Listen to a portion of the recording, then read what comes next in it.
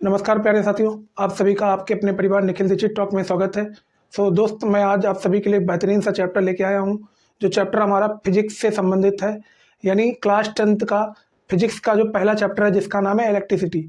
आज मैं आप सभी को इलेक्ट्रिसिटी के बारे में तमाम जानकारी इस वीडियो के माध्यम से दूंगा, तो आपको हमारे साथ वीडियो में अंत तक बने रहना है, क्योंकि जब आप अंत तक बने रहेंगे तभी आपको हर एक चीज़ यहाँ पे समझ आने वाली है दोस्त।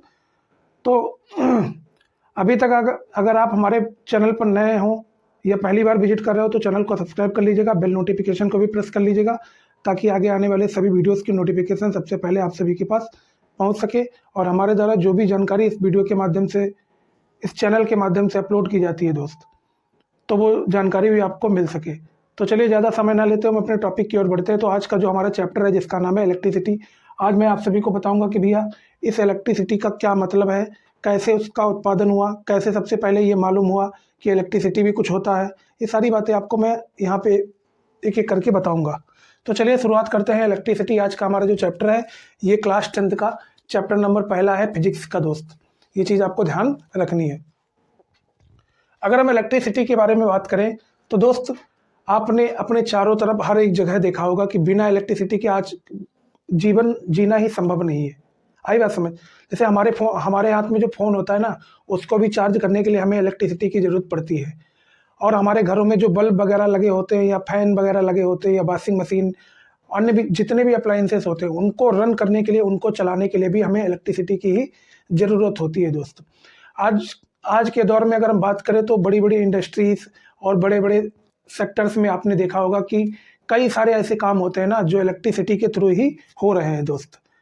तो अगर मैं इलेक्ट्रिसिटी के बारे में बात करूं तो आप इलेक्ट्रिसिटी के बारे में पहले से ही काफ़ी कुछ जानते हैं कि दोस्त, इलेक्ट्रिसिटी से ना जाने क्या क्या चीज़ें चलती हैं। जैसे मान लीजिएगा आज के दौर में अब तो इलेक्ट्रिक बस भी चलने लगी हैं, इलेक्ट्रिक स्कूटी वगैरह भी चलने लगी हैं दोस्त। अब तो वाहन भी आ गए हैं इलेक्ट्रिसिटी से संबंधित चलने वाले।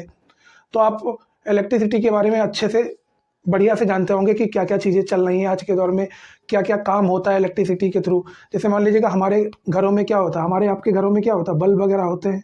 तो उन्हीं बल्ब को जलाने के लिए किसकी ज़रूरत पड़ती है? इलेक्ट्रिसिटी की ज़रूरत पड़ती है। जब इलेक्ट्रिसिटी उनमें पहुंचती है तभी वो बल्ब क्या होते हैं, जलते हैं दोस्त। अब जैसे मान लीजिएगा फैन है, पंखा, तो पंखा को चलाने के लिए किसकी ज़रूरत पड़ेगी? इलेक्ट्रिसिटी की ज़रूरत पड़ेगी, क्योंकि जब इलेक्ट्रिसिटी पंखे में पहुंचेगी तो फिर पंखा क्या करेगा, रन करेगा, यानी पंखा चलेगा।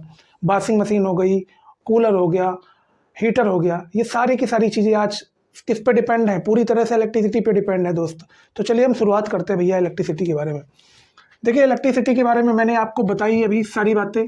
इसमें हम एक्सपेरिमेंट एक आपको बताएंगे अभी। पहला ही एक्सपेरिमेंट है जिससे आपको थोड़ा नॉलेज हो जाएगा इलेक्ट्रिसिटी से संबंधित। देखिए, एक्सपेरिमेंट नंबर 1 पहला ये कहता है भैया, देखिए आपके घरों में प्लास्टिक का कंघा होगा, सबके यहाँ कॉम्ब होता है। कॉम्ब मीन्स कंघा, जिससे हम लोग बाल वगैरह खींचते हैं, ठीक। एक बार सबसे पहले आपको क्या करना है, नंबर 1 स्टेप, सबसे पहले उस कंघे को आपको बालों से रगड़ लेना है। क्या कर लेना है? रगड़ लेना है बालों से, ठीक। बालों से आपको रगड़ लेना है उस कंघे को। उसके बाद आप छोटे छोटे पार्टिकल्स कर लीजिएगा, कागज के छोटे छोटे टुकड़े कर लीजिएगा, और उसी कागज के टुकड़ों के पास कंघे को ले जाइए। तो याद रखिएगा यहाँ पे, जब ये वाला तरीका आप अपनाएंगे, कंघे को कागज के पास ले जाएंगे, तो जो कागज के छोटे छोटे पार्टिकल्स हैं वो इससे अटैच नहीं होंगे, कंघे से अटैच नहीं होंगे। क्यों नहीं होंगे? इसका भी कारण है हमारे पास। अब देखिएगा, पहला तो मैंने ये बताया कि यहाँ पे भैया कागज के जो पार्टिकल्स हैं वो कंघे से अटैच नहीं होंगे, यानी कंघे के पास भागेंगे नहीं, ठीक। अब दूसरा एक्सपेरिमेंट इसी में का है, यानी इसी का दूसरा। अब आपको क्या करना है, अगले एक्सपेरिमेंट में क्या करना है, आपको अपने ड्राई हेयर्स में क्या करना है, उस कंघे को रगड़ना है, उस कंघे को काफ़ी रगड़ लेना है दोस्त। उसके बाद आपको छोटे छोटे पार्टिकल्स कर लेने हैं, छोटे छोटे क्या कर लेने हैं, आपको पार्टिकल्स कर लेने हैं कागज के। जब छोटे छोटे टुकड़े आप कागज के कर लेंगे, उसके बाद उस कंघे को आप छोटे छोटे कागज के टुकड़ों के पास दिखाइएगा, तो उस कंघे के पास ही ये छोटे छोटे जो कागज के टुकड़े हैं ना, वो अपने आप ही आना प्रारंभ हो जाएंगे। तो यहाँ से हमें एक चीज़ मालूम हुई कि हमारे यूनिवर्स में कुछ ना कुछ तो ऐसा है जिसी को हम बोलते हैं इलेक्ट्रिसिटी, यानी हर जगह आपको इलेक्ट्रिसिटी देखने को वहाँ पे मिलेगी। तो ये एक्सपेरिमेंट आप घरों में कर सकते हैं। इससे ये पता लग जाता है कि दोस्तों जहाँ भी इलेक्ट्रिसिटी होती है वहाँ पे चीज़ें क्या होती हैं, अपने आप ही बढ़ती चली जाती हैं। ये चीज़ आपको क्लियर हो चुकी होगी। ये था हमारा एक्सपेरिमेंट नंबर 1। इस एक्सपेरिमेंट के थ्रू मैंने आपको क्या बताया, ये बताया कि आप यहाँ से चेक कर सकते हैं कि इलेक्ट्रिसिटी कैसे वर्क करती है। दोबारा से सुनिएगा, मैंने आपको बताया कि आपको अपने घर में जिससे आप बाल खींचते कंघा, उस कंघे को आपको लेना है। ठीक, कंघे को लेने के बाद क्या होता है दोस्त, ड्राई हेयर्स में आपको कंघे को रगड़ना है। उसके बाद क्या करिएगा, छोटे छोटे टुकड़े कर लीजिएगा कागज के। उसके बाद जिस कंघे को आपने बालों में रगड़ा है उसी कंघे को उन कागज के पास रखिएगा। अब देखिएगा गौर से, ये मान लीजिएगा ये कंघा है, तो ये इधर वाले सारे हमारे कागज हैं, तो ये कागज क्या करेंगे, इस कंघे की ओर अट्रैक्ट होंगे, इसका कंघे की ओर अट्रैक्ट होंगे, यानी ये जो कागज के छोटे छोटे टुकड़े हैं वो कंघे की ओर अट्रैक्ट होंगे। तो यहाँ से एक चीज़ क्लियर हो गई कि भैया इलेक्ट्रिसिटी है। क्या है, इलेक्ट्रिसिटी है। आई बात समझ, यानी जिस भी चीज़ में इलेक्ट्रिसिटी है उसकी तरफ चीज़ें अट्रैक्ट हो रही हैं। तो यहाँ से हमें एक चीज़ क्लियर हो गई है। हमें आशा और उम्मीद है कि चीज़ें आपको बढ़िया से क्लियर हो रही हैं। अब हम थोड़ा बात कर लेंगे भैया चार्ज के बारे में। चार्ज के बारे में भी। देखिए इलेक्ट्रिसिटी तो आपको मालूम होगा कि इलेक्ट्रिसिटी आखिर होता क्या है। ठीक, अब हम बात करेंगे किसके बारे में, चार्ज के बारे में।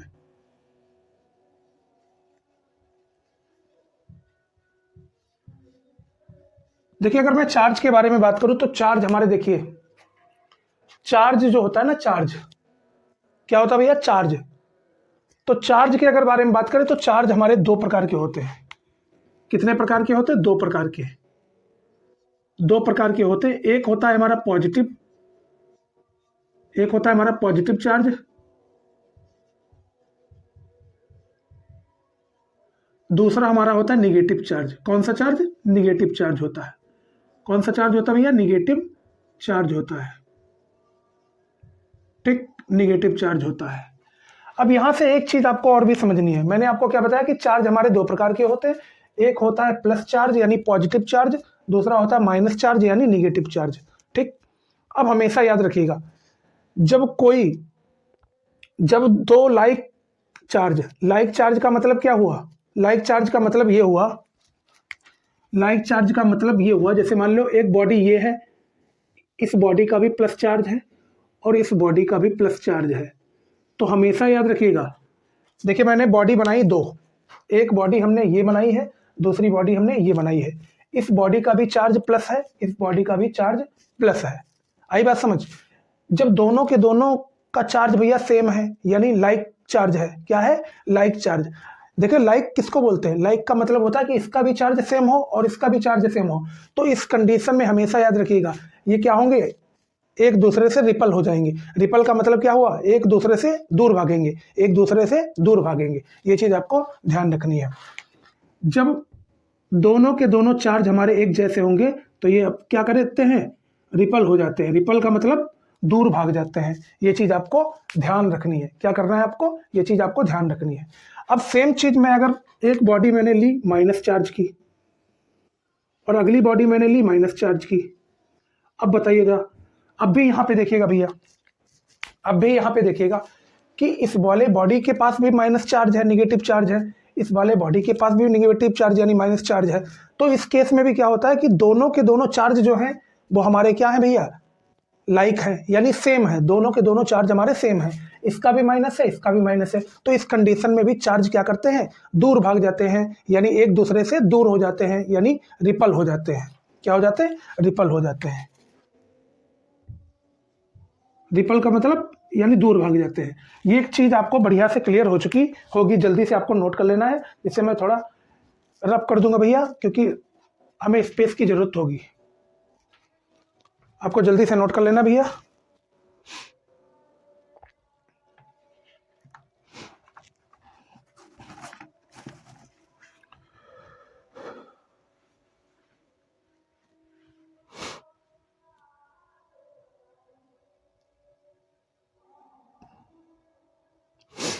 तो इतनी चीज आपको क्लियर हो चुकी होगी। अभी मैंने आपको क्या बताया कि जब दो लाइक चार्ज होंगे, लाइक का मतलब दोनों के दोनों चार्ज हमारे एक जैसे हों, तो इस केस में क्या होता है कि भैया दोनों के दोनों दूर भाग जाएंगे, यानी दोनों के दोनों क्या हो जाएंगे, दूर भाग जाएंगे, यानी रिपल हो जाएंगे। ये चीज़ आपको क्लियर हो चुकी होगी। अब जैसे मान लीजिए कि मैंने एक चार्ज ले लिया प्लस चार्ज, दूसरा चार्ज मैंने लिया माइनस चार्ज, ठीक, ये प्लस चार्ज है, एक बॉडी ये हमारी प्लस चार्ज वाली है, दूसरी बॉडी हमारी माइनस चार्ज वाली है। तो याद रखिएगा, देखिए यहाँ पे प्लस चार्ज है, यहाँ पे माइनस चार्ज है, यानी दोनों के दोनों चार्ज अलग अलग हैं। यहाँ पे प्लस चार्ज है, यहाँ पे माइनस चार्ज है। जब दोनों के दोनों चार्ज हमारे अलग अलग हैं तो इस केस में क्या होता है, इस केस में क्या होता है कि ये दोनों के दोनों चार्ज क्या हो जाते हैं, अट्रैक्ट हो जाते हैं। क्या जाते हैं, अट्रैक्ट हो जाते हैं। याद रखिएगा, याद रखिएगा, जब दो अनलाइक चार्ज होंगे, अनलाइक का मतलब कि ये भी अलग हो और ये भी अलग हो, जब दो अनलाइक चार्ज होंगे तो वो हमेशा क्या करेंगे, अट्रैक्शन करेंगे। क्या करेंगे, अट्रैक्शन करेंगे, यानी एक साथ जुड़ेंगे। जैसे मान लीजिएगा ये वाला हमारा हाथ क्या है, माइनस चार्ज है, ये वाला हाथ हमारा प्लस चार्ज है। जब ये वाला प्लस है और ये वाला माइनस है, यानी दोनों के दोनों क्या है, अनलाइक चार्ज हैं, दोनों के दोनों चार्ज हमारे अलग हैं, ये वाला प्लस है, ये वाला माइनस है, तब ये दोनों क्या करेंगे, एक साथ अट्रैक्ट हो जाएंगे। क्या होंगे, एक साथ अट्रैक्ट हो जाएंगे। ये चीज़ आपको बढ़िया से क्लियर हो चुकी होगी, हमें आशा और उम्मीद है दोस्त। ये वाले दोनों के दोनों हमारे क्या थे, अनलाइक चार्ज थे। कैसे चार्ज थे, अनलाइक, ठीक। जल्दी से आपको नोट कर लेना भैया हमारे साथी।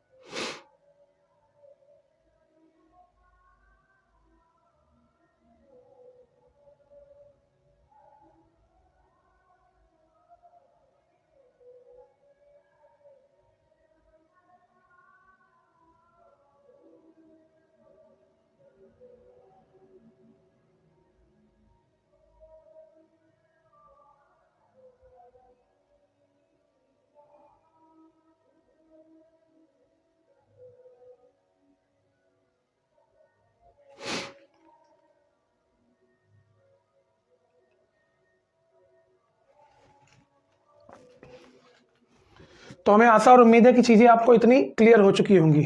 अब हम इसके इलेक्ट्रिक चार्ज के बारे में, इलेक्ट्रिक चार्ज की यूनिट के बारे में भी बात कर लेते हैं भैया। इलेक्ट्रिक चार्ज की यूनिट क्या होती, तो याद रखिएगा इसकी यूनिट जो होती है ना, एसआई यूनिट, इसकी एसआई यूनिट होती है कूलम्ब। क्या होती है, कूलम्ब, कूलम्ब इसकी एसआई यूनिट होती है।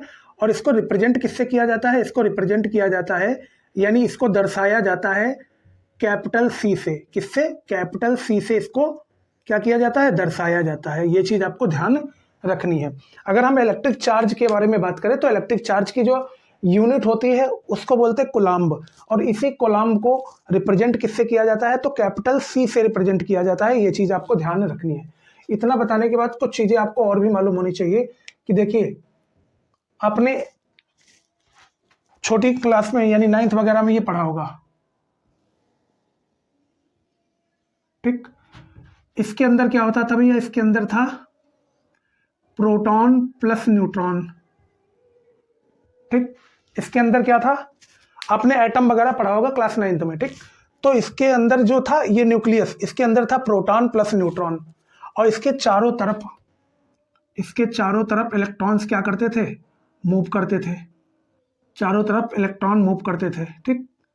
चारों तरफ इलेक्ट्रॉन्स क्या करते थे, मूव करते थे, ठीक। यहां से एक चीज समझिएगा कि जो प्रोटॉन होता है ना, प्रोटॉन, जो प्रोटॉन इस न्यूक्लियस के अंदर मौजूद है, इसके ऊपर हमेशा प्लस चार्ज रहता है। क्या चार्ज रहता है, प्लस चार्ज। अब जो हमारा इसके अंदर न्यूट्रॉन है ना, न्यूक्लियस के अंदर न्यूट्रॉन, ये हमारा कैसा होता है, नो चार्ज, यानी न्यूट्रल होता है, इसके ऊपर कोई भी चार्ज नहीं होता है, तो इसको हम बोलते हैं न्यूट्रल, यानी इसके ऊपर कोई भी चार्ज नहीं होता है। क्या आपने कभी सोचा है, क्या आपने कभी सोचा है कि ये जो इलेक्ट्रॉन है, इलेक्ट्रॉन के ऊपर निगेटिव चार्ज होता है, ये इलेक्ट्रॉन्स जो निगेटिव चार्ज वाले हैं ये इसके आस पड़ोस ही क्यों सराउंडिंग करते रहते हैं, यानी इसके आस पड़ोस ही चक्कर क्यों काटते रहते हैं, ये दूर क्यों नहीं चले जाते, क्या आपने कभी सोचा है? नहीं सोचा होगा। वो इसलिए नहीं जाते दूर, मैंने अभी आपको क्या बताया था, एक प्लस चार्ज और एक माइनस चार्ज हमेशा क्या होंगे, एक दूसरे से अट्रैक्ट होंगे। तो सेम कंडीशन यहाँ भी है।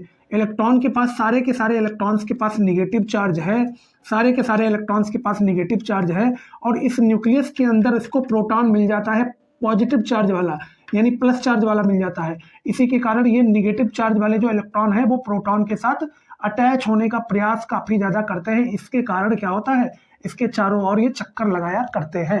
ये चीज आपको ध्यान रखनी है। हमें आशा और उम्मीद है कि चीजें आपको बढ़िया से क्लियर हो चुकी होंगी। जल्दी से आपको क्या कर लेना है, नोट कर लेना है।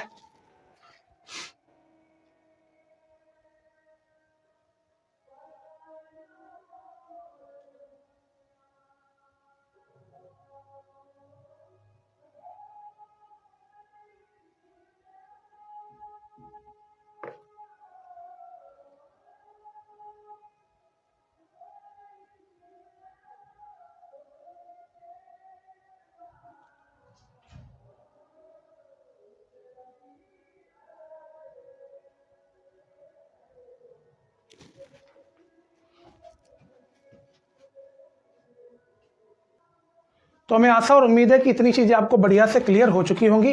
अब हम आगे बढ़ते हैं भैया। अब आज का जो हमारा अगला टॉपिक रहेगा वो रहेगा कंडक्टर एंड इंसुलेटर। अब हम आपको समझाएंगे कि कंडक्टर क्या होता है, इंसुलेटर क्या होता है।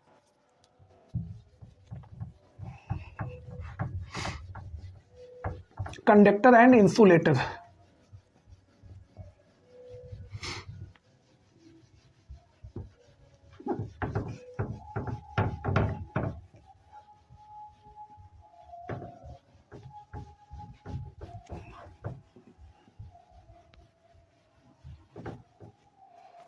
Conductor and insulator.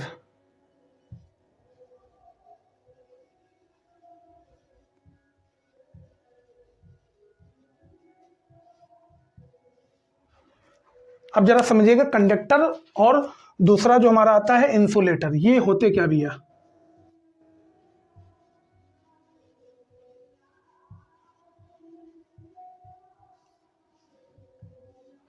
तो याद रखिएगा, कंडक्टर क्या होता भैया, कंडक्टर एक ऐसा माध्यम होता है जिस माध्यम से हम इलेक्ट्रिसिटी को आसानी से उसके अंदर से फ्लो करा लेते हैं। ठीक, कंडक्टर क्या होता है भैया, कंडक्टर के अंदर से हम इलेक्ट्रिसिटी को आसानी से फ्लो करा लेते हैं। ठीक, पर इंसुलेटर जो होता है ना, उसमें हम इलेक्ट्रिसिटी को फ्लो नहीं करा पाते हैं, क्योंकि इंसुलेटर क्या करता है, हमारी बॉडी को सुरक्षा प्रदान करता है। जैसे मैं एग्जांपल के साथ आपको एक चार्जर दिखाता हूं। ये देखिए, आपको ये चार्जर की केबल आपको नजर आ रही होगी, चार्जर की केबल आपको नजर आ रही होगी। ठीक, ये जो चार्जर की केबल के ऊपर आपको प्लास्टिक ऐसी नजर आ रही है ना, ये प्लास्टिक क्या करती है भैया, ये प्लास्टिक हमारा इंसुलेटर का काम करती है। यानी इस प्लास्टिक को अगर हम पकड़े रहें तब भी हमारे करंट नहीं मारेगी। क्या नहीं करेगा, करंट नहीं मारेगा। क्यों नहीं मारेगा, क्योंकि ये जो प्लास्टिक है वो इंसुलेटर के रूप में काम कर रही है, इसी के लिए ये प्लास्टिक हमारे करंट नहीं मारती है। तो इंसुलेटर जो होता है ना, उससे हम इलेक्ट्रिसिटी को फ्लो नहीं करा सकते। ठीक, पर जो कंडक्टर होता है उससे हम इलेक्ट्रिसिटी को आसानी से फ्लो करा सकते हैं। अब जैसे मान लीजिएगा, ये देखिए, ये चार्जर की आपके सामने पिन नजर आ रही होंगी, ये वाली पिन, इसको अगर मैं स्विच में लगा देता हूं दोस्त, इसको अगर मैं स्विच में लगा देता हूं, उसके बाद इसको अगर मैं टच वगैरह करता हूं ना, तो मेरे करंट मार सकता है, मेरे करंट मारेगा। क्यों मारेगा, क्योंकि ये क्या है, ये मेटल से बना हुआ है, ये मेटल से बना हुआ है दोस्त। ये किससे बना हुआ है, मेटल से बना हुआ है। तो मेटल क्या होते हैं, good conductor of heat and electricity होते हैं। यानी जो मेटल्स हमारे होते हैं वो हीट और इलेक्ट्रिसिटी के गुड कंडक्टर होते हैं, जिसके कारण ये आसानी से हमारे करंट मार देगा। क्यों मार देगा, क्योंकि ये कंडक्टर है। क्या है, कंडक्टर है। तो अभी मैंने बताया कि कंडक्टर वो होते हैं जिनके अंदर हम इलेक्ट्रिसिटी आसानी से फ्लो करा सकते हैं, और इंसुलेटर वो होते हैं जिनके अंदर हम इलेक्ट्रिसिटी को फ्लो ना करा पाए। यानी जो हमारी ये प्लास्टिक चढ़ी है ना इसके ऊपर, केबल के ऊपर, इसी को हम बोलते हैं इंसुलेटर। यानी ये हमें सुरक्षा प्रदान कर रही है करंट से। आई बात समझ, ये हमारी बॉडी को सेफ पहुंचा रही है, यानी क्या कर रही है, हमारी बॉडी को सुरक्षित रखे हुए है, किससे, करंट से। ये चीज आपको ध्यान रखनी है। तो कंडक्टर में क्या होता है भैया, इलेक्ट्रिसिटी को क्या करा दिया जाता है, इलेक्ट्रिसिटी को आसानी से फ्लो कराया जा सकता है, इलेक्ट्रिसिटी को फ्लो कराया जा सकता है।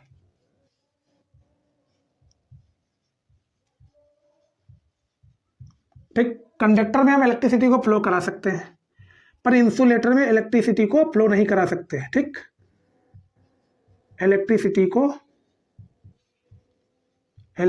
को फ्लो नहीं करा सकते, फ्लो नहीं करा सकते।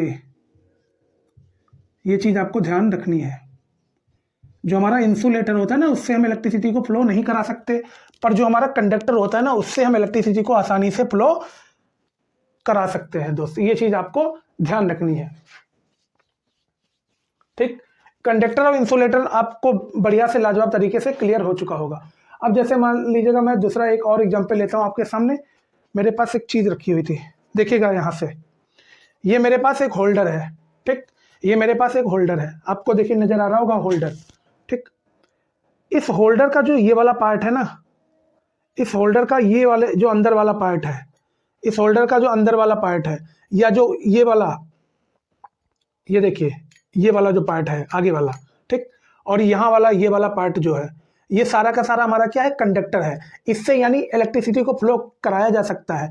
वही जो प्लास्टिक वाला पार्ट है ना, ये वाला प्लास्टिक वाला पार्ट, ये प्लास्टिक वाला पार्ट हमारा इंसुलेटर के रूप में काम करता है, क्योंकि इसमें इलेक्ट्रिसिटी को फ्लो नहीं करा सकते। तभी जब भी हम बल्ब वगैरह लगाते हैं ना, तो कुछ इस तरह से इसको पकड़ते हैं, कुछ इस तरह से प्लास्टिक के ऊपर पकड़ते हैं। किसके ऊपर पकड़ते हैं? प्लास्टिक के ऊपर पकड़ते हैं। प्लास्टिक के ऊपर क्यों पकड़ते हैं? वो प्लास्टिक के ऊपर इसलिए पकड़ते हैं ताकि ये जो होल्डर है वो हमारे करंट ना मारे।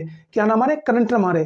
क्यों ना मारे करंट भैया? क्योंकि ये जो होल्डर का जो प्लास्टिक वाला पार्ट है वो इंसुलेटर होता है। तो इंसुलेटर के अंदर हम इलेक्ट्रिसिटी को फ्लो नहीं करा सकते, तो इंसुलेटर हमारे शरीर को सुरक्षा प्रदान करता है बिजली से। ये चीज आपको ध्यान रखना है। तो जब हम प्लास्टिक को पकड़ते हैं तभी हमारे करंट नहीं लगता है, क्योंकि ये इंसुलेटर है प्लास्टिक वाला पार्ट। ये चीज आपको ध्यान रखनी है। तो हमें आशा और उम्मीद है कि इतनी चीजें आपको बढ़िया से क्लियर हो चुकी होंगी। जल्दी से आपको क्या कर लेना है दोस्त, आपको जल्दी से नोट कर लेना है।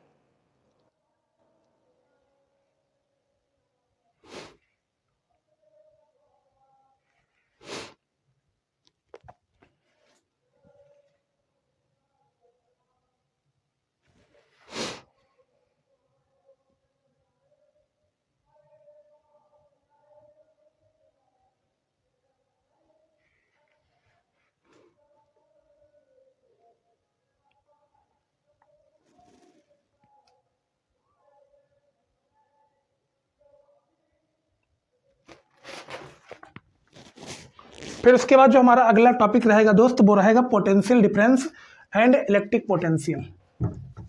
तो आपको चीजें बढ़िया से क्लियर हो रही होंगी। बढ़िया, electric potential and potential difference आपको समझना है हमारे साथ साथ ही दोस्त।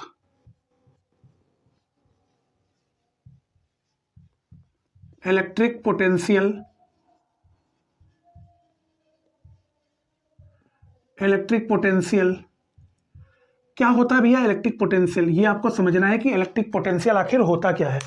याद रखिएगा, सबसे पहले मैं आपको बढ़िया से एक एग्जांपल ले लेता हूं दोस्त। जैसे मान लीजिएगा मैंने एक लाइन खींच दी, ये वाली प्यारी सी लाइन एक खींच दी। ठीक, एक लाइन मैंने ड्रॉ कर दी। ठीक, एक चार्ज मैंने यहां पे रखा,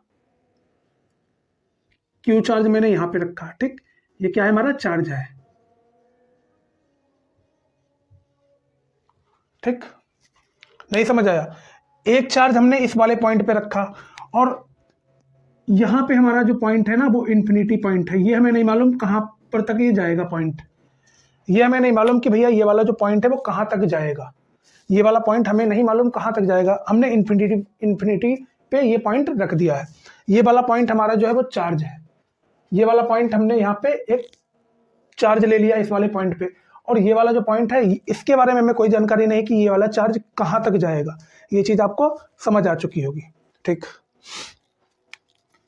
तो यहां से लेकर इस इन्फिनिटी से लेकर, गौर से समझिएगा भैया, इस इन्फिनिटी से लेकर, इस इन्फिनिटी से लेकर यहां तक, इस इन्फिनिटी से लेकर अगर कोई चार्ज ए पॉइंट पे चल के आएगा, दोबारा सुनिएगा, इस इन्फिनिटी से लेकर कोई चार्ज ए पॉइंट पे चल के आएगा, तो इस बीच में उसका जितना भी कार्य होगा या इस बीच में उसको जितना भी वर्क लगेगा, उसी वर्क को हम बोलते हैं इलेक्ट्रिक पोटेंशियल। क्या बोलते हैं? इलेक्ट्रिक पोटेंशियल बोलते हैं। दोबारा समझिएगा, एक पॉइंट मैंने ए ले लिया, उस पर मैंने क्यू चार्ज रख दिया, दूसरा मैंने पॉइंट ले लिया इन्फिनिटी, यानी इन्फिनिटी से चल के कोई अगर चार्ज ए पॉइंट पे आता है, उस दौरान जो भी वर्क डन उसका बीच में होता है, उसी वर्क डन को ही हम बोलते हैं इलेक्ट्रिक पोटेंशियल। ये चीज आपको समझ आ चुकी होगी। तो इसकी डिफिनीशन क्या बन जाएगी? इसकी डिफिनीशन बनेगी work done to moving, work done to moving a charge, work done to moving a charge from infinitive to that point, यानी इन्फिनिटी से लेकर एक निश्चित पॉइंट तक चार्ज को लाने में जितना भी वर्क लगेगा, उसी को हम बोलते हैं इलेक्ट्रिक पोटेंशियल। हमें आशा और उम्मीद है कि चीज़ें आपको क्लियर हो चुकी होंगी बढ़िया से। तो जल्दी से आपको नोट कर लेना, जिससे हम आगे के टॉपिक पे भी बात कर सकें। तो इसको हम हटाते हैं, उसके बाद हम पोटेंशियल डिफरेंस पे चलेंगे भैया। किस पे चलेंगे? पोटेंशियल डिफरेंस पे चलेंगे। पोटेंशियल डिफरेंस,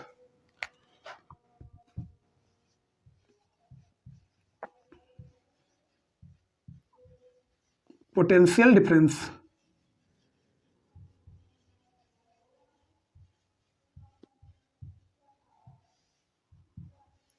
अब भैया पोटेंशियल डिफरेंस क्या होता है, तो इसको भी आपको समझना है प्यार से। जैसे मैंने आपको इलेक्ट्रिक पोटेंशियल क्लियर किया, वैसे ही मैं आपको पोटेंशियल डिफरेंस भी समझाऊंगा।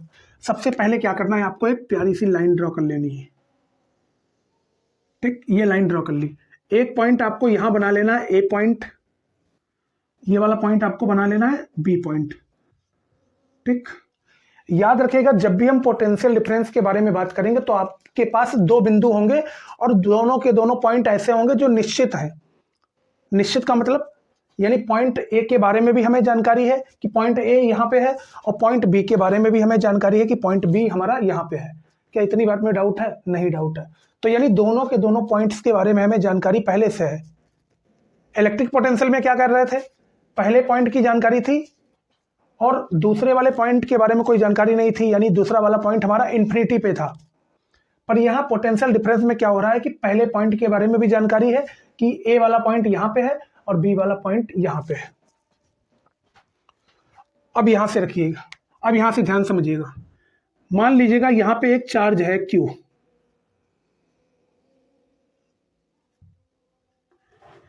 इस चार्ज को अगर मैं यहां से लेकर इस वाले पॉइंट पे ले जाऊं, अगर इस Q चार्ज को मैं A पॉइंट से लेकर B पॉइंट के बीच में ले जाऊं, तो इस दौरान जो भी वर्क डन होगा, उसी वर्क डन को ही हम बोलेंगे क्या? पोटेंशियल डिफरेंस बोलेंगे। क्या बोलेंगे? पोटेंशियल डिफरेंस बोलेंगे। दोबारा से समझिएगा, हमारे पास एक पॉइंट A था, दूसरा पॉइंट B है। इस पॉइंट ए से अगर मैं किसी भी चार्ज को लेके जाता हूं किसी बी पॉइंट पर, तो उस दौरान जितना भी वर्क डन होता है, उस दौरान जितना भी कार्य होता है, उसी कार्य को हम पोटेंशियल डिफरेंस बोलते हैं। ये चीज आपको क्लियर हो चुकी होगी। दोबारा समझिएगा, किसी भी चार्ज को पॉइंट ए से पॉइंट बी तक ले जाने के लिए जितना भी बीच में समय लगता है, यानी जितना भी बीच में कार्य होता है, जितना भी बीच में क्या होता है? कार्य होता है, उसी कार्य को ही हम बोलते हैं पोटेंशियल डिफरेंस। ये चीज आपको क्लियर हो चुकी होगी। तो इसकी आपको डिफिनीशन क्या लिखना है? Work done to moving a charge from one point to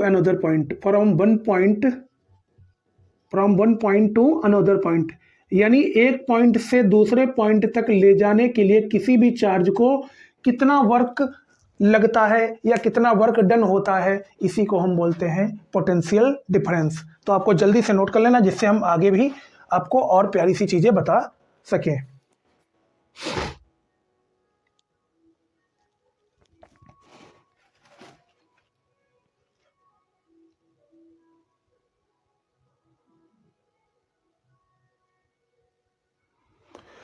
अब अगर हम बात करें पोटेंशियल डिफरेंस के बारे में, तो देखिएगा मैंने आपको क्या बताया कि पोटेंशियल डिफरेंस क्या कहता है भैया, पॉइंट ए से लेकर पॉइंट बी तक ले जाया गया चार्ज, उस दौरान जितना भी वर्क होता है उसी वर्क को ही हम बोलते हैं पोटेंशियल डिफरेंस। अब कुछ कोई ना कोई फार्मूला भी होगा इसका भैया, तो याद रखिएगा इस पोटेंशियल डिफरेंस के अगर बारे में अगर बात करें तो इसका फार्मूला होता है B = W/Q। अब भैया ये सब मामला क्या है, तो रुको जरा, बस थोड़ा आप वेट करिएगा, अभी मैं सारी चीजें आपको बताऊंगा। देखिए बी का मतलब क्या है, बी का मतलब बी को हम डिनोट करते हैं पोटेंशियल डिफरेंस से। यानी याद रखिएगा कि जब भी बी आपके सामने नजर आ जाए तो याद रखिएगा इसको हम क्या बोलेंगे, पोटेंशियल डिफरेंस बोलेंगे।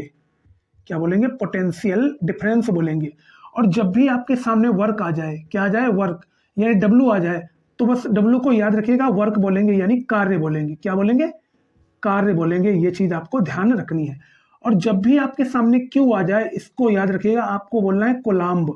अभी मैंने आपको बताया था थोड़ी देर पहले इलेक्ट्रिक चार्ज के बारे में बताया था ना उसमें, यानी इलेक्ट्रिक चार्ज के बारे में मैंने बताया था। एक मिनट,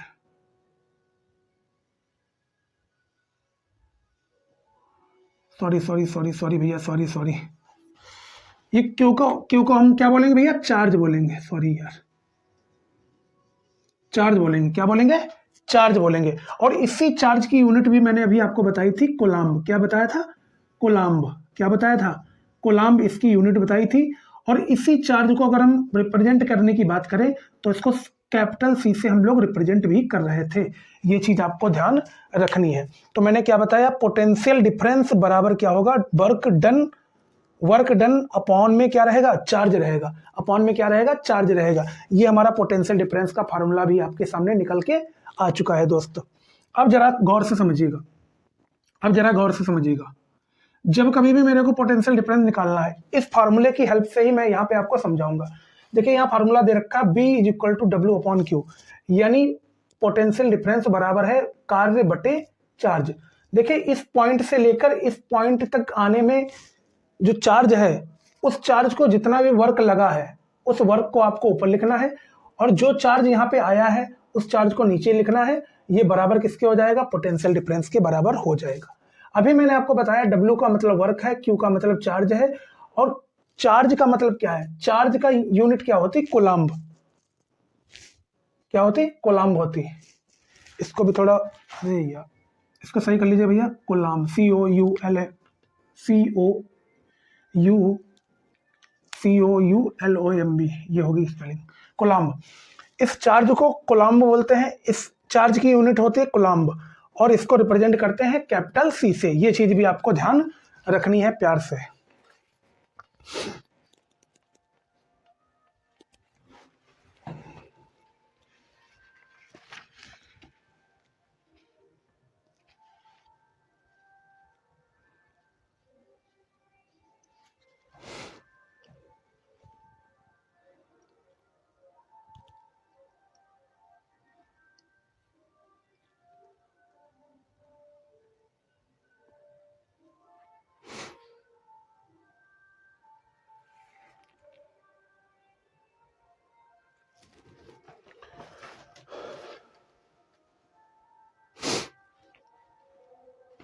अब इसकी यूनिट क्या होती है, अब हम अगर पोटेंशियल डिफरेंस की यूनिट के बारे में बात करें तो पोटेंशियल डिफरेंस की यूनिट भैया क्या होती है, बताइएगा जरा। पोटेंशियल डिफरेंस की यूनिट होती है बोल्ट। क्या होती है, बोल्ट। क्या होती है भैया, बोल्ट होती है। ठीक, ये चीज आपको ध्यान रखनी है। बोल्ट को अगर हम रिप्रेजेंट करने की बात करें तो बोल्ट को हम B से रिप्रेजेंट करते हैं। किससे रिप्रेजेंट करते हैं, B से रिप्रेजेंट करते हैं। किससे रिप्रेजेंट करते हैं, B से हम रिप्रेजेंट करते हैं बोल्ट को।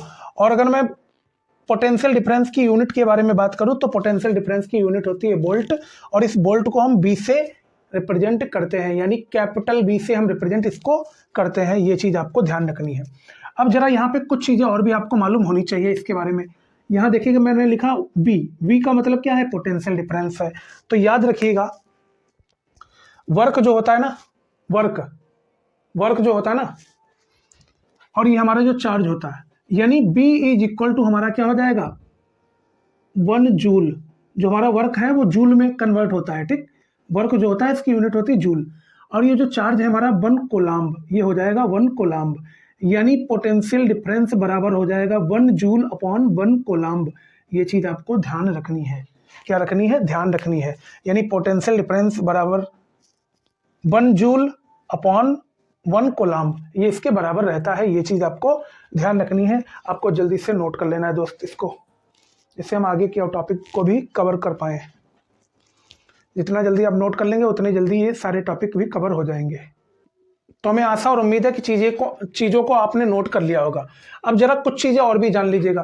जैसे जब भी पोटेंशियल डिफरेंस को नापने के बारे में बात आए, यानी पोटेंशियल डिफरेंस को हम नापेंगे कैसे, हम कैसे मेजर करेंगे भैया, इतनी वोल्ट का करंट आ रहा है, ये सारी चीज़ें कैसे जानेंगे। तो इसको नापने की एक यूनिट होती है, यानी यूनिट बोल सकते हैं या मेजरिंग इंस्ट्रूमेंट बोल सकते हैं इसको, यानी मेजरिंग इंस्ट्रूमेंट बोल सकते हैं, मेजरिंग इंस्ट्रूमेंट बोल सकते हैं। इसको नापने के लिए एक मेजरिंग इंस्ट्रूमेंट होता है, उस मेजरिंग इंस्ट्रूमेंट का नाम होता है वोल्ट मीटर। क्या होता है, वोल्ट मीटर इसका नाम होता है, ठीक। और इसी पोटेंशियल डिफरेंस को हम वोल्टेज भी बोल सकते हैं। क्या बोल सकते हैं, वोल्टेज भी बोल सकते हैं। ये चीज आपको ध्यान रखनी है, ठीक, ये चीज भी आपको ध्यान रखनी है। तो हमें आशा और उम्मीद है कि चीजें आपको क्लियर हो चुकी होंगी। अब हम इसको रब कर देते हैं, अपने अगले टॉपिक पे बढ़ेंगे। जो अगला टॉपिक है हमारा इलेक्ट्रिक करंट। अगला टॉपिक है हमारा electric current. Electric current, electric current.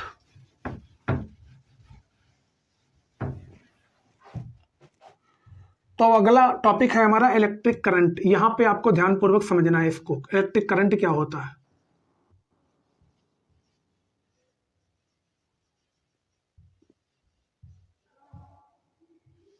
Electric current, याद रखिएगा जब भी करंट के बारे में बात आए, जब भी करंट के बारे में बात आए तो याद रखिएगा बस आई, आपको एक चीज याद रखने ना, आई। तो इलेक्ट्रिक करंट को हम किससे रिप्रेजेंट करते हैं, यानी किससे डिनोट करते हैं, आई से। इलेक्ट्रिक करंट को हमेशा हम आई से रिप्रेजेंट करते हैं, यानी आई से ही डिनोट करते हैं। जब भी इलेक्ट्रिक करंट की पहचान के बारे में बात आए तो याद रखना आई, आई क्या है हमारा, इलेक्ट्रिक करंट। तो इसका फॉर्मूला क्या बन जाएगा, आई बराबर क्यू अपॉन टी, आई बराबर क्यू अपॉन टी। अब क्यू हमारा क्या है भैया, तो क्यू हमने अभी बताया था आपको, क्यू हमारा चार्ज है। क्यू हमारा क्या है, चार्ज है। और चार्ज की भी मैंने यूनिट बताई थी आपको, कोलाम्ब होती है। यूनिट क्या होती है, कोलाम्ब होती है। और इस चार्ज को मैंने ये भी बताया था कि किससे रिप्रेजेंट करते हैं, तो कैपिटल सी से रिप्रेजेंट करते हैं। ये चीज मैंने आपको बता रखी है। अब ये जो टाइम है ना, टी का मतलब टाइम, ये टाइम भी हम किस में लेते हैं, सेकंड में लेते हैं। ये चीज आपको ध्यान रखनी है, किस में लेते हैं, सेकंड में लेते हैं। अब आई का मतलब तो मैंने बता ही दिया, इलेक्ट्रिक करंट होता है। क्या होता है, इलेक्ट्रिक करंट होता है। क्या होता है भैया, इलेक्ट्रिक करंट होता है। अब अगर हम बात करें इस इलेक्ट्रिक करंट की, इस इलेक्ट्रिक करंट की यूनिट के बारे में, इस इलेक्ट्रिक करंट की यूनिट के बारे में अगर बात करें तो इसकी यूनिट होती है एम्पियर। क्या होती है, एम्पियर होती है। क्या होती है भैया, एम्पियर होती है। ये चीज आपको ध्यान रखनी है। और अगर मैं इसको रिप्रेजेंट करने की बात करूं, यानी एम्पियर को रिप्रेजेंट करने की बात करूं, तो इसको रिप्रेजेंट करेंगे कैपिटल ए से। इसको किससे रिप्रेजेंट करते हैं, यानी इसको किससे डिनोट करते हैं, तो कैपिटल ए से इसको डिनोट किया जाता है। ये चीज आपको ध्यानपूर्वक समझनी है और अपने कॉपी पे इसको नोट भी करते चलना है। अब अगर हम बात करें किसके बारे में, आई बराबर क्यू अपॉन टी के बारे में, तो एक आई बराबर, यानी एक करंट बराबर, ये किसके बराबर होगा, तो बताइएगा जरा, एक कोलाम्ब के बटे में एक सेकंड के, ये इसके इतने बराबर होता है। ये चीज आपको ध्यान रखना है। यानी यहां पे हमारा क्या है भैया, यहां पे हमारा करंट है। आई का मतलब करंट, आई का मतलब इलेक्ट्रिक करंट। तो एक इलेक्ट्रिक करंट बराबर किसके होगा, 1 कूलम्ब चार्ज के बराबर होगा और अपॉन में क्या रहेगा 1 सेकेंड रहेगा। 1 सेकेंड हमने क्यों बोला, क्योंकि टाइम क्या था, नीचे ही तो था, और मैंने अभी बताया था कि टाइम जो होगा वो हमेशा सेकेंड में रहेगा। ये चीज आपको ध्यान रखनी है दोस्त इसके बारे में, यानी इलेक्ट्रिक करंट के बारे में। अब अगर इसके डिफिनीशन के बारे में बात करें, अगर इसको डिफाइन करने को बोला जाए तो आपको डिफाइन क्या करना है, कैसे आप इसको डिफाइन करेंगे, तो याद रखिएगा। तो डिफाइन इसको आप कैसे करेंगे, लिखेंगे work done to moving a charge, work done to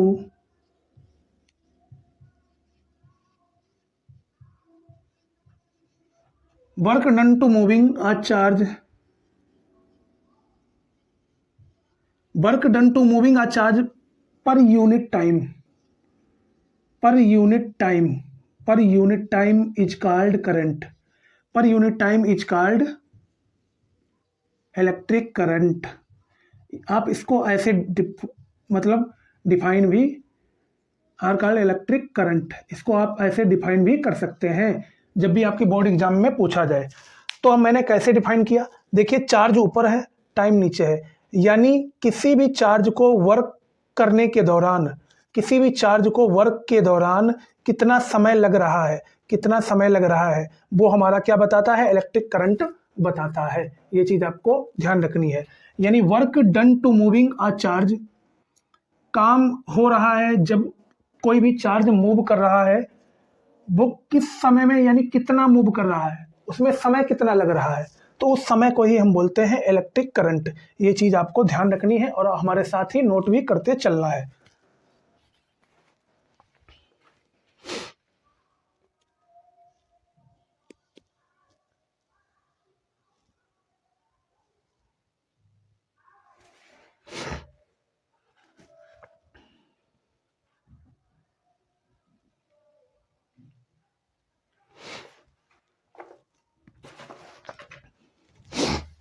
अब याद रखिएगा, देखिए मैंने आपको पोटेंशियल डिफरेंस को नापने के लिए वोल्ट मीटर बताया था, वैसे ही सेम चीज यहाँ पे इलेक्ट्रिक करंट अगर आपको नापना है, ये आपको पता करना है कि भैया करंट कितना आ रहा है, तो इसके लिए, इसको नापने के लिए एक इंस्ट्रूमेंट बनाया गया है, एक इंस्ट्रूमेंट बनाया गया है इसको मीजर करने के लिए, यानी करंट को नापने के लिए एक इंस्ट्रूमेंट बनाया गया है, करंट को मीजर करने के लिए एक इंस्ट्रूमेंट बनाया गया है। उस इंस्ट्रूमेंट का नाम है एमीटर। क्या नाम है, एमीटर है। उस इंस्ट्रूमेंट का नाम है एमीटर।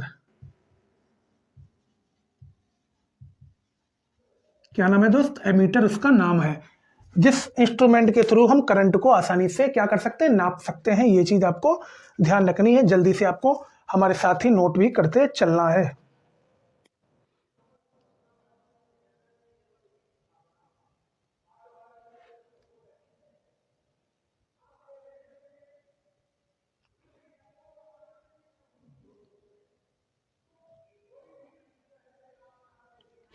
फिर एक न्यूमेरिकल है, मैं इसी पे आपको एक न्यूमेरिकल भी कराऊंगा, इसी से संबंधित हमारा एक न्यूमेरिकल है दोस्त, इसी से संबंधित हम आपको एक न्यूमेरिकल भी कराएंगे कि आपको क्वेश्चन कैसे आते हैं एग्जाम्स में और कैसे आपको वैल्यू पुट करनी होती है, ये सारी बातें बताएंगे। बस थोड़ा सा वेट कर लीजिएगा भैया।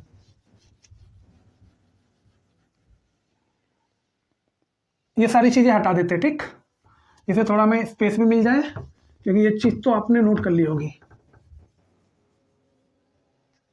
ये सारी बातें हटा देते हैं, ठीक। तो क्वेश्चन देखते हैं सबसे पहले। क्वेश्चन हमारा एनसीईआरटी का है दोस्त, क्लास 10th एनसीईआरटी का ही है, ये चीज आपको ध्यान रखना है। तो क्वेश्चन हमारा कह रहा है, an electric bulb draws a current, an electric bulb, an electric bulb, an electric bulb, electric bulb draws a current, draws a current, a current, draws a current of 0.25 ampere, 0.25 ampere. Ampere को हमने बताया था ए से represent करते हैं, ampere को कितने से रिप्रेजेंट करते हैं, ए से, फॉर 20 मिनट्स, फॉर 20 मिनट्स। अब यहाँ पे समय भी दे रखा है कितना, 20 minute, for 20 minutes, for 20 minutes, for 20 minutes. अब करना क्या है हमें, calculate the amount of electric charge, calculate the amount of calculate the amount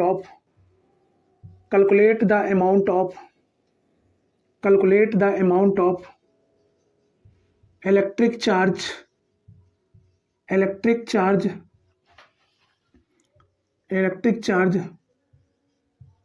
flow through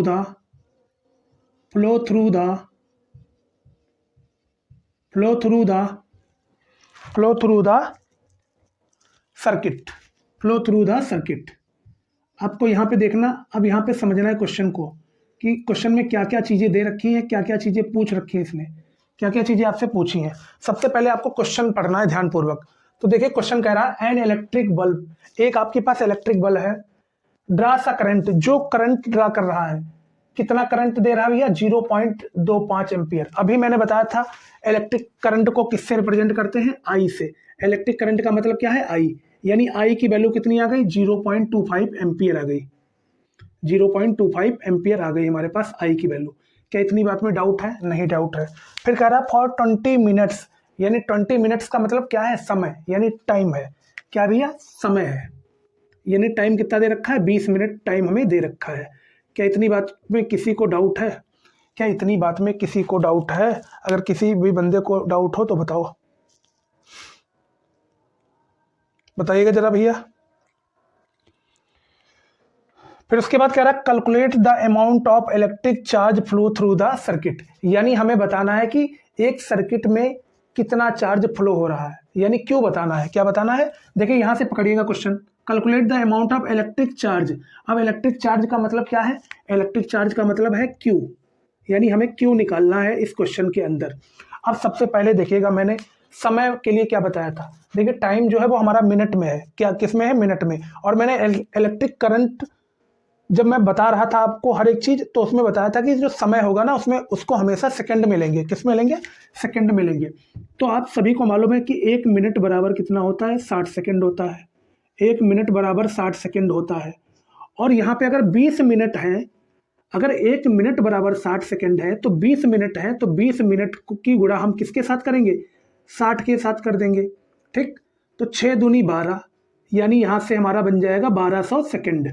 यानी यहाँ से कितने सेकंड बन जाएंगे, 1200 सेकंड बन जाएंगी। यानी टाइम की वैल्यू कितनी आ गई, 1200 सेकंड आ गई। ये चीज़ आपको क्लियर हो चुकी होगी। अब हमें निकालना क्या है भैया, हमें निकालना है चार्ज। हमें क्या निकालना है, चार्ज निकालना है। तो यहाँ पे फार्मूला आपको मैंने अभी बताया था, आई बराबर क्या होता है, क्यू अपॉन टी होता है। आई बराबर क्या होता है, क्यू अपॉन टी होता है। यानी आई का मतलब क्या है भैया, आई का मतलब इलेक्ट्रिक करंट, क्यू का मतलब चार्ज, और चार्ज की यूनिट क्या बताई थी मैंने आपको, कोलाम्ब बताई थी। और कोलाम्ब को रिप्रेजेंट कैसे करते हैं, तो कैपिटल सी से रिप्रेजेंट करते हैं। और टाइम मैंने क्या बताया था, टाइम मैंने क्या बताया था, टाइम किस में लेंगे, सेकंड में लेंगे। तो जितनी भी चीजें दे रखी है वो सारी लिख लीजिएगा। सबसे पहले देखिए यहाँ दे रखा है आई, आई क्या है भैया, आई हमारा है 0.25, यहाँ लिखेगा आई हमारा दे रखा है 0.25। ठीक, अब बराबर का साइन लगा है, बराबर का लगा लो।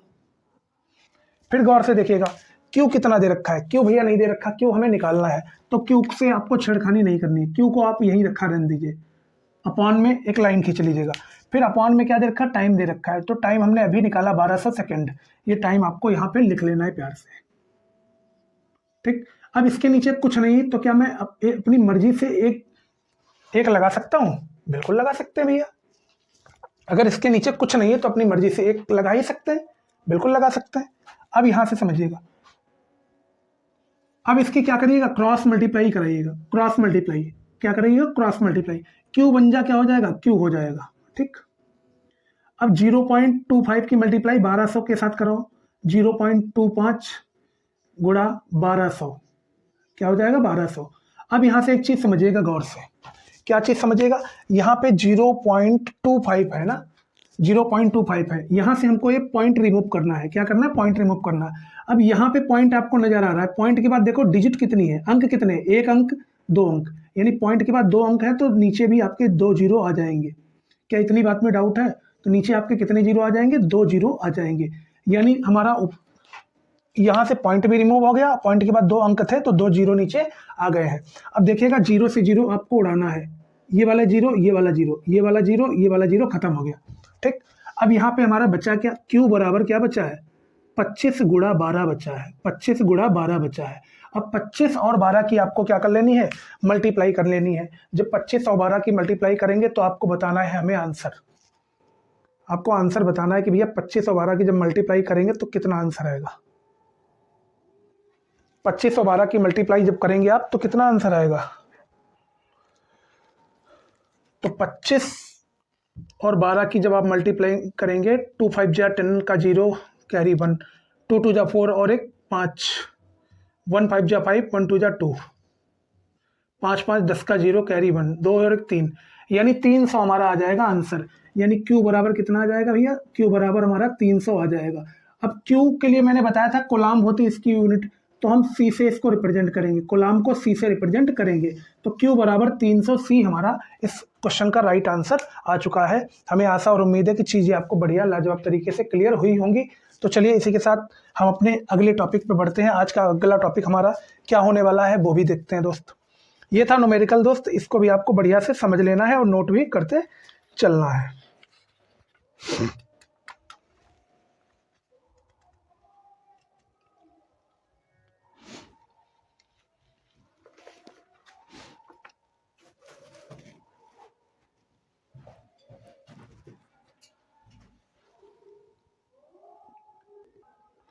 अब हम आपको कुछ सिंबल भी बताएंगे भैया इलेक्ट्रिसिटी से संबंधित, तो वो सिंबल आपको बहुत ज़्यादा जरूरी है, बहुत ज़्यादा इंपॉर्टेंट है, वो आपको मालूम होने चाहिए। क्योंकि जब आपको मालूम होंगे ना तो डायरेक्ट एग्जामिनर ये क्वेश्चन आपसे पूछ लेता है दोस्तों।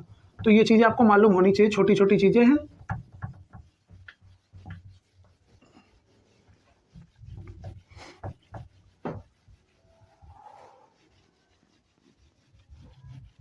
आपके एग्जाम्स में ये क्वेश्चन भैया पूछ लिए जाते हैं, याद रखिएगा आपने हमेशा। अब हम बात करेंगे सिंबल्स के बारे में, यानी कौन कौन से वो सिंबल्स हैं जो आपको याद रखने हैं।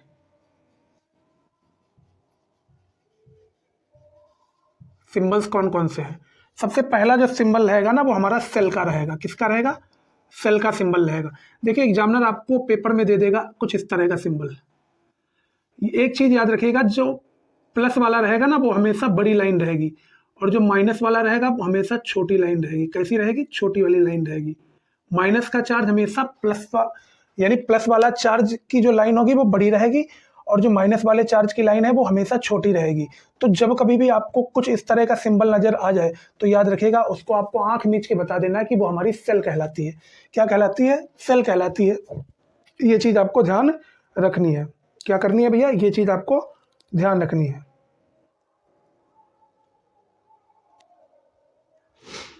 उसके बाद आता है हमारा अगला जो आता है सिंबल, बैटरी ऑफ 2 सेल।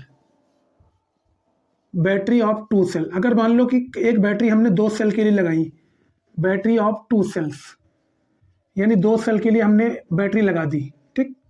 तो कैसे वो आता है, देखिए एक जो प्लस वाला रहेगा वो तो बड़ा रहेगा ही आपका, ठीक। ये तो प्लस वाला आपका बड़ा रहेगा ही रहेगा। इसके साथ साथ यहाँ पे एक बैटरी और आ जाती है, और ये जो माइनस वाला रहेगा ना, ये वाला पॉइंट ये हमेशा माइनस में रहेगा। ये चीज आपको ध्यान रखनी है। यानी बैटरी ऑफ 2 सेल का जब भी डायग्राम आपसे बोला जाए तो ये डायग्राम आपको बस याद रखना है। यानी ये सिंबल आपको क्या करना है, अपने दिमाग में बिठा लेना है। जब कभी भी आपके एग्जाम्स में ऐसा आपको देखने को मिल जाए तो बस चुपचाप आपको क्या कर देना है, लगा देना है, चुपचाप लगा देना। सॉरी यहाँ पे थोड़ा भैया आप वो कर लीजिएगा, सही कर लीजिए इसको, क्योंकि ये एक साथ नहीं जोड़ सकते हम इनको, ठीक। फिर तीसरा जो आता है हमारा ना, तीसरा आता है कनेक्टिंग वायर। कनेक्टिंग वायर का आ जाता है भैया सिंबल। ये सारे के सारे सिंबल बहुत ज़्यादा इंपॉर्टेंट है, ये चीज़ आपको ध्यान रखनी है। कनेक्टिंग वायर, देखिए कनेक्टिंग वायर का सिंबल सीधी लाइन होती है, प्यारी सी सीधी लाइन खींच देगा, इसी को बोलते हैं कनेक्टिंग लाइन, इसी को बोलते हैं कनेक्टिंग वायर। क्या बोलते हैं, कनेक्टिंग वायर बोलते हैं। ये चीज़ आपको ध्यान रखनी है दोस्त, ये सिंबल आपको क्या करने हैं, बिल्कुल ध्यान रखने हैं।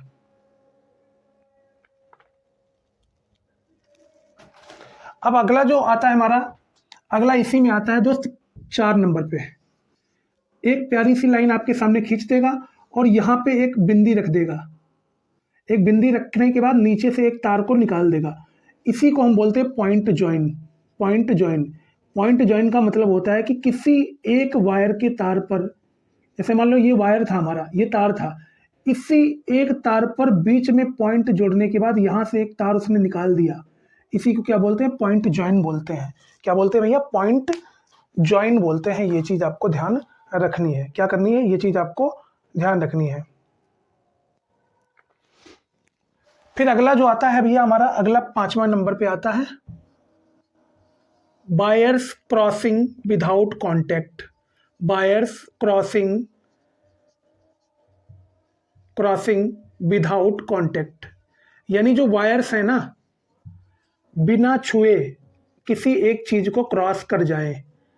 जो हमारे वायर्स हैं यानी जो तार हैं, वो किसी दूसरी वस्तु को बिना छुए उसको क्रॉस कर जाएं, उसी को हम बोलते हैं बायर्स क्रॉसिंग विदाउट कॉन्टेक्ट। इसको आपको समझना है गौर से।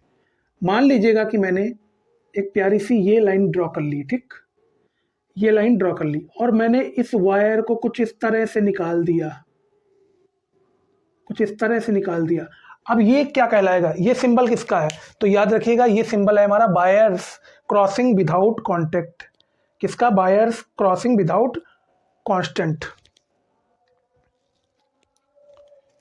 फिर नंबर 6 पे आता है हमारा fixed resistance. Fixed resistance, fixed resistance आता है नंबर 6 पर। यह सिंबल आपको बहुत ज़्यादा इंपॉर्टेंट है आपके लिए दोस्त। ये फिक्स्ड रेजिस्टेंस का क्या है, सिंबल है। ये चीज़ आपको ध्यान रखनी है। क्या करना है, ये चीज़ आपको ध्यान रखनी है दोस्त, फिक्स्ड रेजिस्टेंस क्या होता है। फिर आता है हमारा इसी, अगर फिक्स्ड रेजिस्टेंस के बारे में बात करें, इसी के बाद आता है हमारा variable resistance. Variable resistance, variable resistance भी आता है दोस्त, जो आपने पढ़ा होगा अपने हाई स्कूल एग्जाम्स के दौरान या क्लास में भी आपने पढ़ा होगा। देखिए वेरिएबल रेजिस्टेंस के बारे में अगर बात करें तो कुछ इस तरह से आता है ये, और उसके बाद ये एक एरो कुछ इस तरह से आने के बाद यहाँ पे ये डाउन कर देता, यानी ये एरो अपना कुछ इस तरह से बना देता। और हो सकता इसको ना देख के आपसे ये पूछ ले, हो सकता है इसको ना देख के आपसे ये पूछ ले, क्योंकि ये दोनों के दोनों एक जैसे होते हैं दोस्त। कभी कभार आपको एग्जाम्स में ऐसे भी दे सकता है, ये सिंबल भी आपको दे सकता है। तो ये दोनों के दोनों मतलब सिंबल में आप कंफ्यूज कभी मत होइएगा। ये भी सिंबल आपका वही है, ये भी सिंबल आपका वही है, ठीक, पर क्या है, शेप को चेंज कर दिया थोड़ा सा, यानी इस वाले एरो को ऊपर लाया है, इस वाले एरो को इधर साइड में नीचे से इसने पहुंचाया है ऊपर। तो यहाँ पे कुछ शेप को परिवर्तन कर दिया, इसके अलावा कुछ यहाँ पे परिवर्तन नहीं है। पर याद रखेगा ये हमारा वेरिएबल रेजिस्टेंस ही कहलाता है, यानी वेरिएबल रेजिस्टेंस होता है। ये चीज आपको ध्यान रखनी है।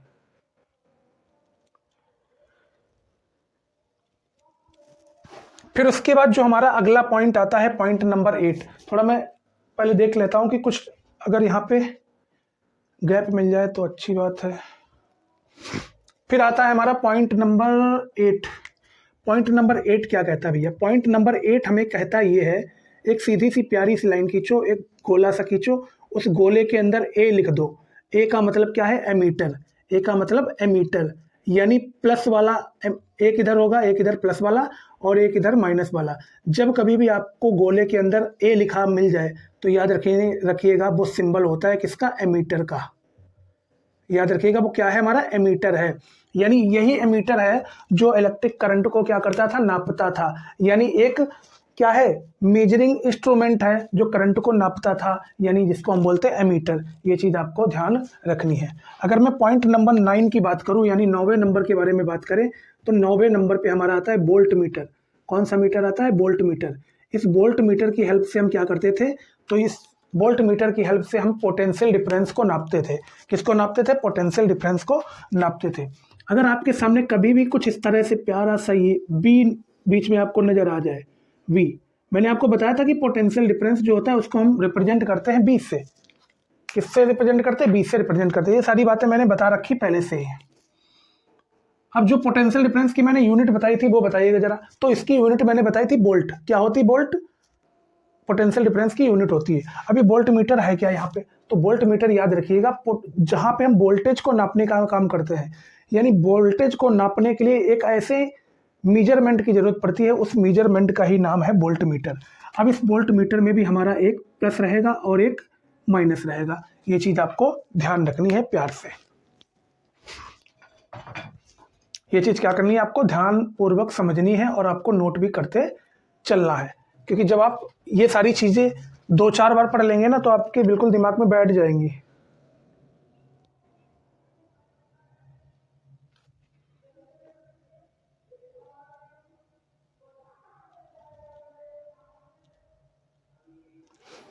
फिर हमारा अगला जो आता है ओपन स्विच। क्या आता है भैया, ओपन स्विच आता है। अब ओपन स्विच क्या होता है इसको भी आपको समझना है गौर से।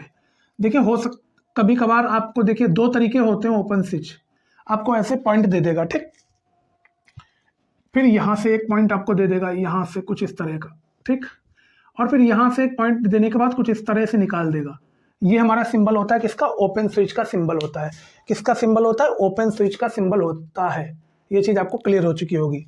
हो सकता है ये ना दे के आपको ये दे दे, हो सकता है एग्जामिनर ये ना दे के आपको चालाकी करके ये दे दे, आपको हो सकता है चेक करना चाहें कि आपको आता है कि नहीं आता है। तो ये भी हमारा ओपन स्विच का सिंबल है और ये भी हमारा ओपन स्विच का सिंबल है। ये चीज आपको प्यार से समझनी है और ध्यान भी रखनी है दोस्त। तो आपको ओपन स्विच भी बढ़िया से क्लियर हो चुका होगा।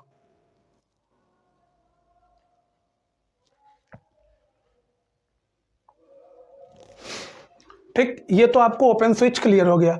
अब अगर हम बात करें क्लोज स्विच के बारे में, तो क्लोज स्विच को स्पेस तो देखते हैं भैया, बोर्ड तो हमारा भर गया है पूरा। यहां पे बताते हैं क्लोज स्विच क्या होते हैं। यहां रहने दीजिए, ऐसा करते हैं थोड़ा सा इसमें हम हटा देते हैं थोड़ी सी चीजें, क्योंकि आप लोगों ने नोट कर ली होंगी। क्लोज स्विच आप समझिएगा क्या होता है भैया, कैसे हम जानेंगे क्लोज स्विच कौन सा है कौन सा नहीं। देखिए क्लोज स्विच के बारे में अगर बात आ जाए, जब भी आपको क्लोज स्विच के बारे में सिंबल दे दे एग्जामिनर, तो आपको बस याद रखना है, क्या याद रखना, एक प्यारी सी लाइन खींचो ऐसे, ठीक, फिर यहां से भी उसने एक प्यारी सी लाइन खींच दी और फिर यहां से उसने एक प्यारी सी लाइन ड्रॉ करके, यहां से एक प्यारी सी लाइन ड्रॉ करके यहाँ पे कुछ इस तरह से उसने बना दिया। क्या बना दिया, कुछ इस तरह से उसने बना दिया। ये हमारा क्या है भैया, क्लोज्ड स्विच है, ये याद रखना। और इसके साथ साथ हो सकता है एग्जामिनर चालाकी करे और आपको कुछ इस तरह का भी दे दे, इस तरह का। जब भी आपके सामने इस तरह का एग्जामिनर अगर देगा तो वो भी आपको याद रखना है कि ये भी हमारा क्या होता है, क्लोज्ड स्विच होता है। क्या होता है भैया, क्लोज्ड स्विच होता है। एग्जामिनर आपको हो सकता है कुछ इस तरह का सिंबल दे दे, हो सकता है इस तरह का सिंबल दे दे, पर याद रखिएगा ये दोनों के दोनों हमारे क्लोज स्विच हैं। कैसे स्विच है, क्लोज स्विच है। ये चीज आपको ध्यान रखनी है।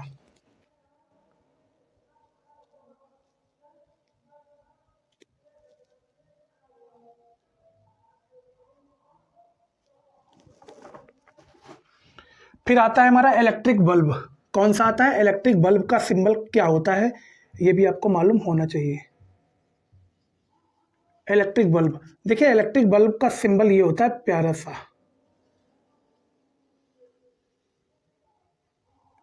ये होता है इलेक्ट्रिक बल्ब का सिंबल। हो सकता कभी कभार एग्जामिनर चालाकी कर दे और आपको कुछ इस तरह का भी दे दे, क्योंकि दे सकता है ना उसके अंडर में है, क्योंकि पेपर तो उसको बनाना है ना। तो हो सकता है एग्जामिनर चालाकी करके आपको कुछ इस तरह का दे दे। तो आपको घबराना नहीं है, बस याद रखना है कि दोनों के दोनों एक ही जैसे होते हैं, यानी दोनों के दोनों हमारे इलेक्ट्रिक बल्ब ही कहलाएंगे। ये चीज आपको ध्यान रखनी है। और कभी कभार एक सिंबल आपको और भी देखने को मिल जाएगा कि देखिए गैल्वेनोमीटर का भी यहाँ पे दे देता है एग्जामिनर, गैल्वेनोमीटर का भी दे देता है, गैल्वेनोमीटर का भी दे देता है। देखिए गैल्वेनोमीटर में आप सीधी सी एक लाइन खींचिए और बीच में एक गोला बना दीजिएगा। अगर उस बीच वाले गोला में आपको जी नजर आ जाए तो याद रखिएगा ये हमारा सिंबल किसका है, गैल्वेनोमीटर का सिंबल है। तो ये सारे के सारे मैंने सिंबल आपको बताए हैं कि देखिए इलेक्ट्रिसिटी को जब भी हम पढ़ते हैं ना तो हमको सिंबल्स के बारे में जानकारी होनी चाहिए, क्योंकि जब इनके बारे में हमें जानकारी नहीं होगी तो हम कैसे जानेंगे कि भैया कौन सा स्विच है, कौन सा गैल्वेनोमीटर है, कौन सा एमीटर है, कौन सा क्लोज स्विच है, कौन सा ओपन स्विच है, कौन सा रजिस्टर है, कौन सा वेरिएबल है, कौन सा जॉइंट है, ये सारी चीज़ें हमें मालूम होनी चाहिए ना। तो सबसे पहले आपको ये सारी की सारी चीज़ें कई बार आपको इन पे नज़र घुमा के देखनी है दोस्त, क्योंकि जब आप बार बार इनको बार बार ट्राई करेंगे, बार बार देखेंगे ना, तो आपके दिमाग में बिल्कुल सेट हो जाएंगी ये सारी की सारी चीज़ें। तो आपको जल्दी से नोट कर लेना, जिससे हम आगे के टॉपिक को भी प्यार तरीके से कवर कर पाए।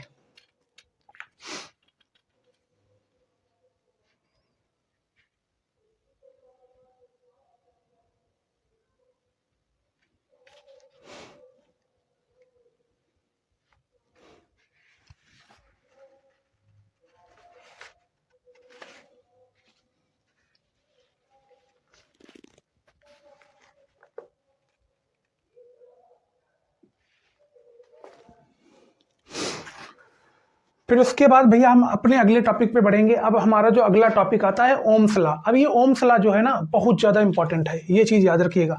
इस ओम्स लॉ से काफ़ी सारे फार्मूले बन जाते हैं भैया, ये चीज़ आपको ध्यान रखनी है, क्योंकि ओम्स लॉ काफ़ी ज़्यादा अपने आप में इंपॉर्टेंस रखता है।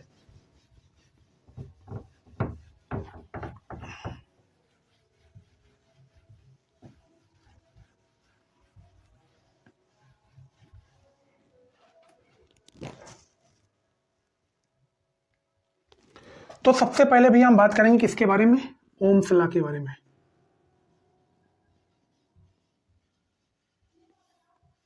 ओम्स लॉ, ये चीज आपको ध्यान रखनी, ओम्स लॉ। तो भाई ओम्स लॉ क्या है भैया, एक ओम्स नामक वैज्ञानिक थे, उन्हीं के नाम से ये लॉ रखा गया है, जिनका नाम है ओम्स लॉ। तो ओम्स लॉ कहता क्या है, ओम्स लॉ बस ये कहता है दोस्त, जब भी हमारे पास कांस्टेंट टेम्परेचर होगा, जब भी हमारे पास कांस्टेंट टेम्परेचर होगा, यानी टेम्परेचर कैसा होगा भैया, कांस्टेंट रहेगा।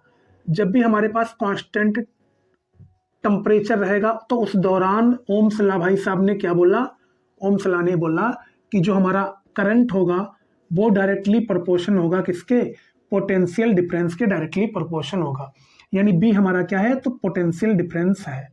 क्या है, पोटेंशियल डिफरेंस है। क्या है, पोटेंशियल डिफरेंस है। ये बातें हमने पहले से ही आपको बता रखी हैं।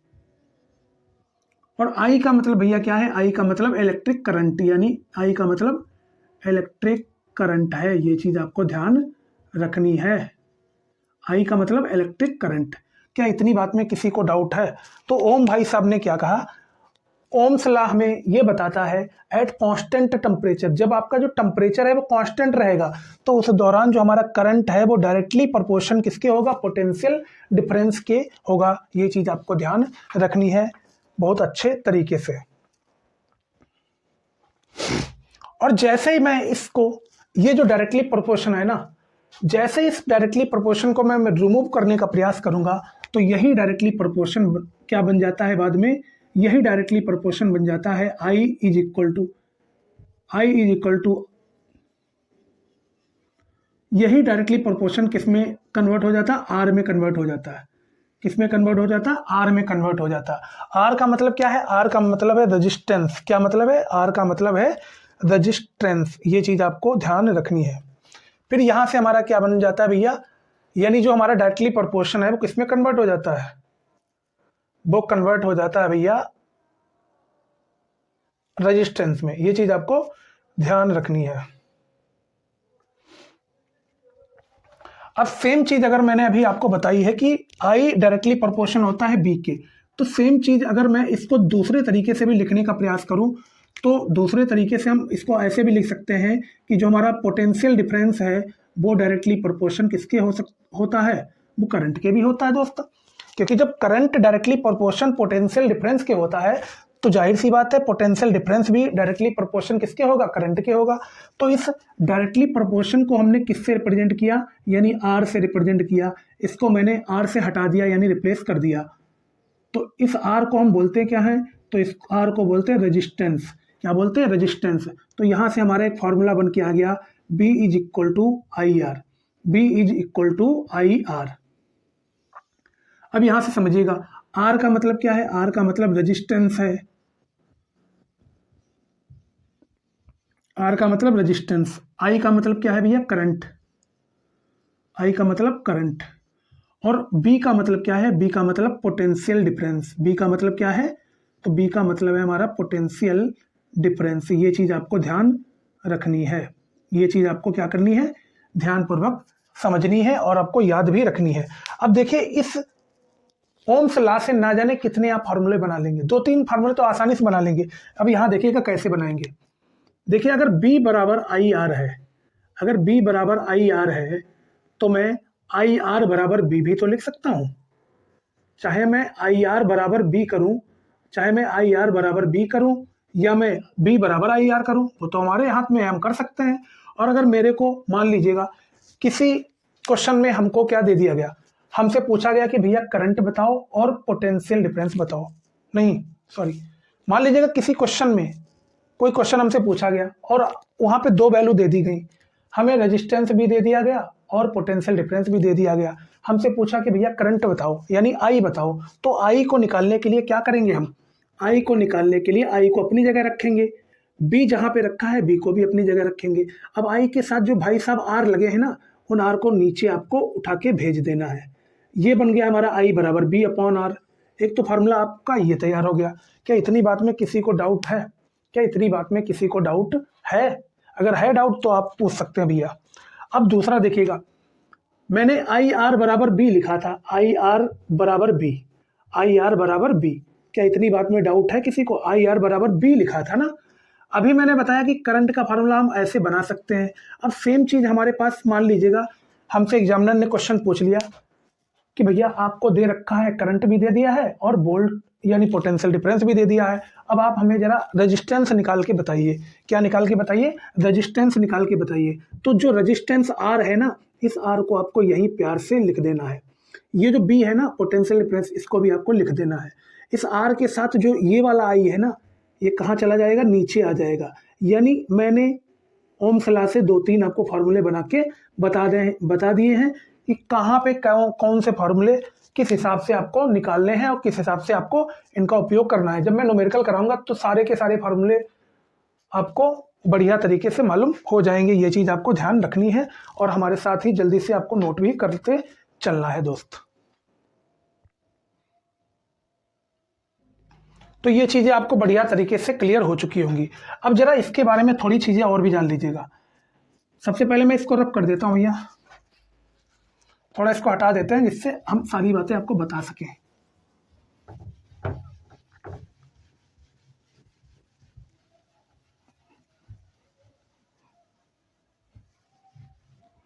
ठीक, अब आर इज यानी resistance of a conductor, resistance of a conductor, resistance of a conductor, किसी भी कंडक्टर का रेजिस्टेंस के लिए क्या फॉर्मूला है?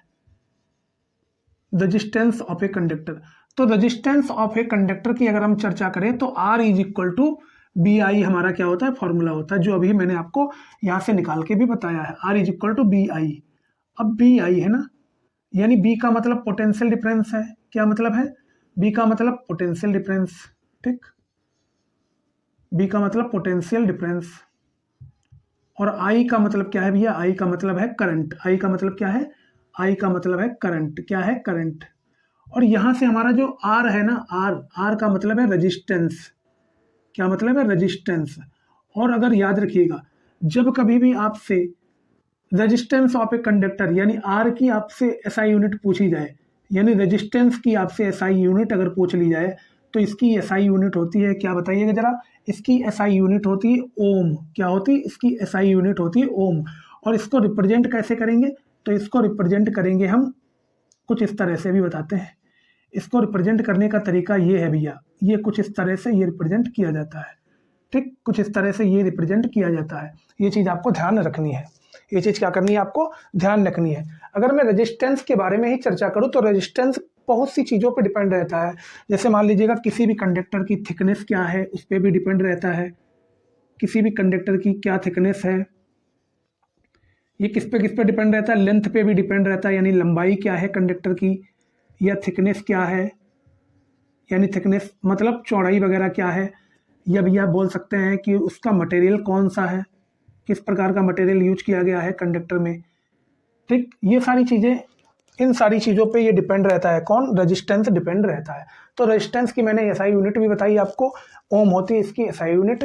और इस रेजिस्टेंस को रिप्रेजेंट करने का तरीका होता है कुछ इस तरह से इसको हम रिप्रेजेंट करते हैं। तो जल्दी से आपको क्या कर लेना है, नोट कर लेना है हमारे साथ साथ ही।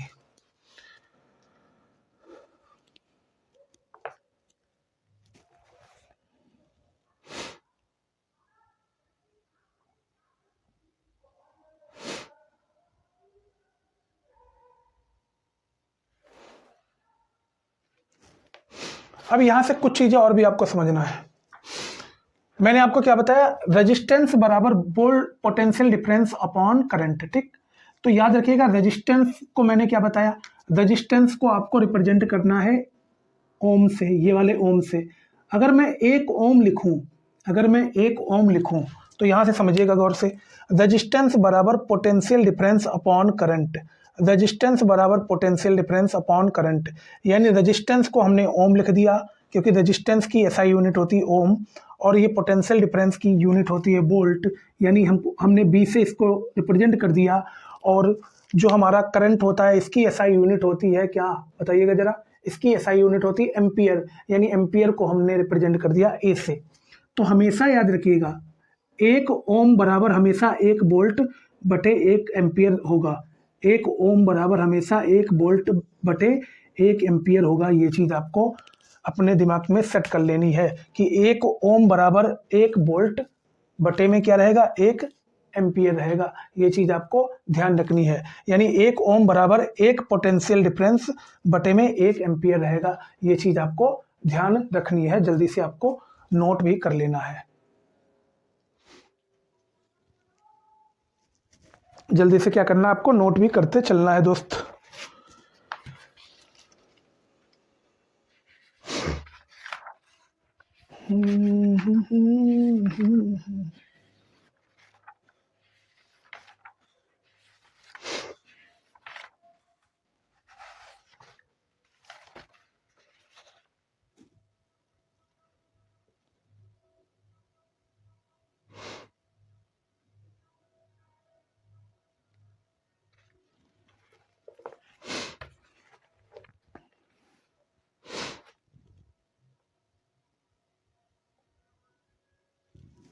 अब हम एक दो आपको न्यूमेरिकल भी लगवाते हैं। अब हम एक दो आपको न्यूमेरिकल भी करवाते हैं जिससे आपका डाउट ना रह जाए, यानी आपको ये मालूम हो जाए कि फार्मूला हम अप्लाई कैसे करते हैं किसी भी क्वेश्चंस के लिए। किसी भी क्वेश्चंस में हम फार्मूले अप्लाई कैसे करते हैं, उसके लिए न्यूमेरिकल बहुत ज़्यादा ज़रूरी है। उसके लिए न्यूमेरिकल बहुत ज़्यादा ज़रूरी है। और ये मैं जितने भी न्यूमेरिकल कराऊंगा वो सारे के सारे एनसीईआरटी के ही न्यूमेरिकल है। तो पहला जो हमारा दूसरा नंबर का न्यूमेरिकल होगा, इससे पहले मैं एक न्यूमेरिकल करा चुका हूँ आपको। तो ये सेकेंड आज की क्लास का हमारा दूसरा न्यूमेरिकल रहेगा। न्यूमेरिकल क्या है, a simple electric circuit, a simple electric circuit, ये simple electric circuit, a simple electric circuit, electric circuit has current of, has a 24, एक मिनट की, has a 24 voltage battery, has a 24 B यानी volt battery,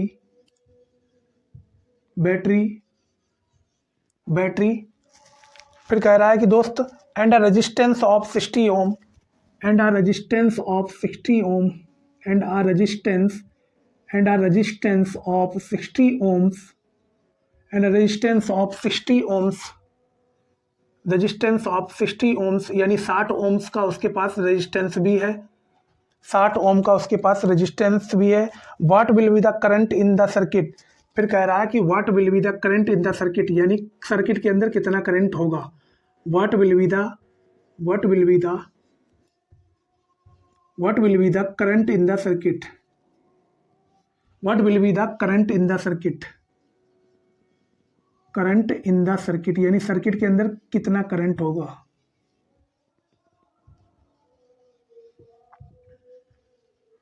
what will be the current in the circuit, ये चीज आपको बतानी है दोस्त।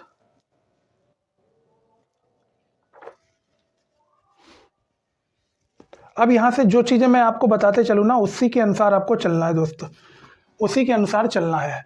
तो यहाँ से आपको निकालना क्या, सबसे पहले आपको क्वेश्चन पढ़ना है कि क्वेश्चन में क्या चीज़ें पूछी गई हैं और क्या चीज़ दे रखी है। देखिए बोला है a simple electric circuit has 24 volt battery. 24 volt battery का मतलब क्या है, वोल्ट मैंने किसकी यूनिट बताई थी, वोल्ट, तो मैंने आपको बताई थी वोल्ट बताई थी भैया पोटेंशियल डिफरेंस की, यानी पोटेंशियल डिफरेंस की जब मैंने यूनिट आपको बताई थी वो किसकी बताई थी, पोटेंशियल डिफरेंस की यूनिट मैंने आपको बताई थी वोल्ट, और पोटेंशियल डिफरेंस को ही बी से रिप्रेजेंट करते थे हम। तो बी बराबर कितना हो गया 24, बी बराबर हो गया 24, ठीक। फिर मैंने बताया था एंड अ रेजिस्टेंस ऑफ 60 ओम। अभी मैंने बताया कि जो आर होता है ना, आर को हम क्या बोलते हैं, रेजिस्टेंस बोलते हैं, और आर को ही हम यानी रेजिस्टेंस को ही हम ओम से क्या करते हैं, रेजिस्टेंस की ही यूनिट होती है ओम, क्या होती, ओम होती है रेजिस्टेंस की यूनिट। तो यहाँ पे 60 जो दे रखा है ना वो आर की वैल्यू दे रखी है, आर की वैल्यू 60 ओम दे रखी है। अब हमसे पूछा क्या है, प्यार से देखिएगा इसको, what will be the current in the circuit, यानी उस सर्किट के अंदर कितना करंट होगा। हमें निकालना क्या, आई निकालना है। क्या निकालना है भैया, आई निकालना है।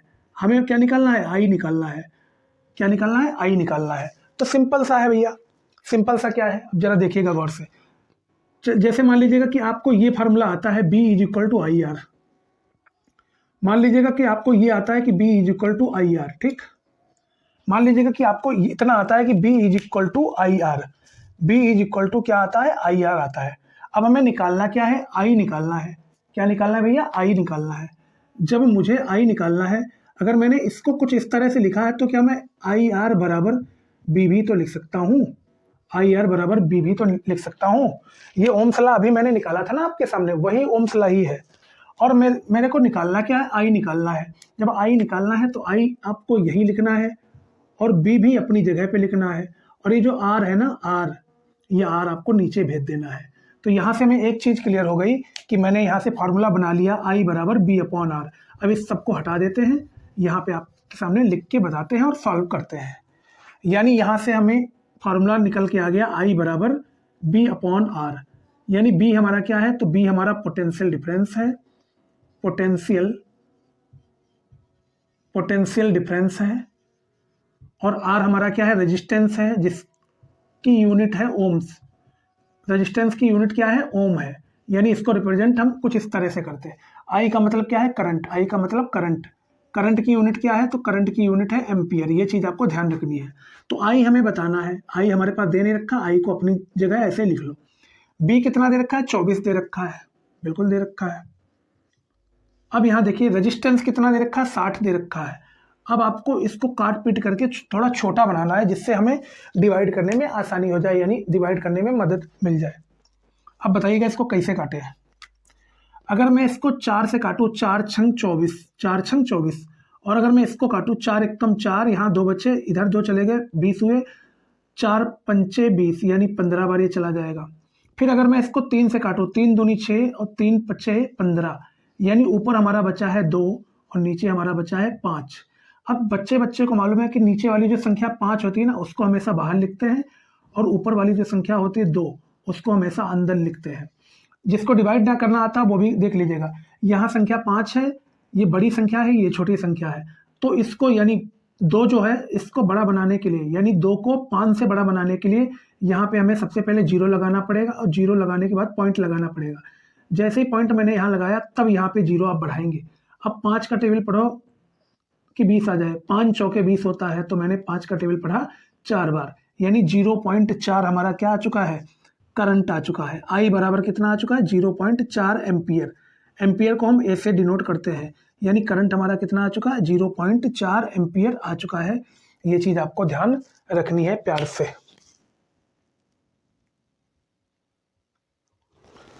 जल्दी से आपको नोट कर लेना भैया, जल्दी से क्या करना है, आपको नोट करते चलना है हमारे साथ।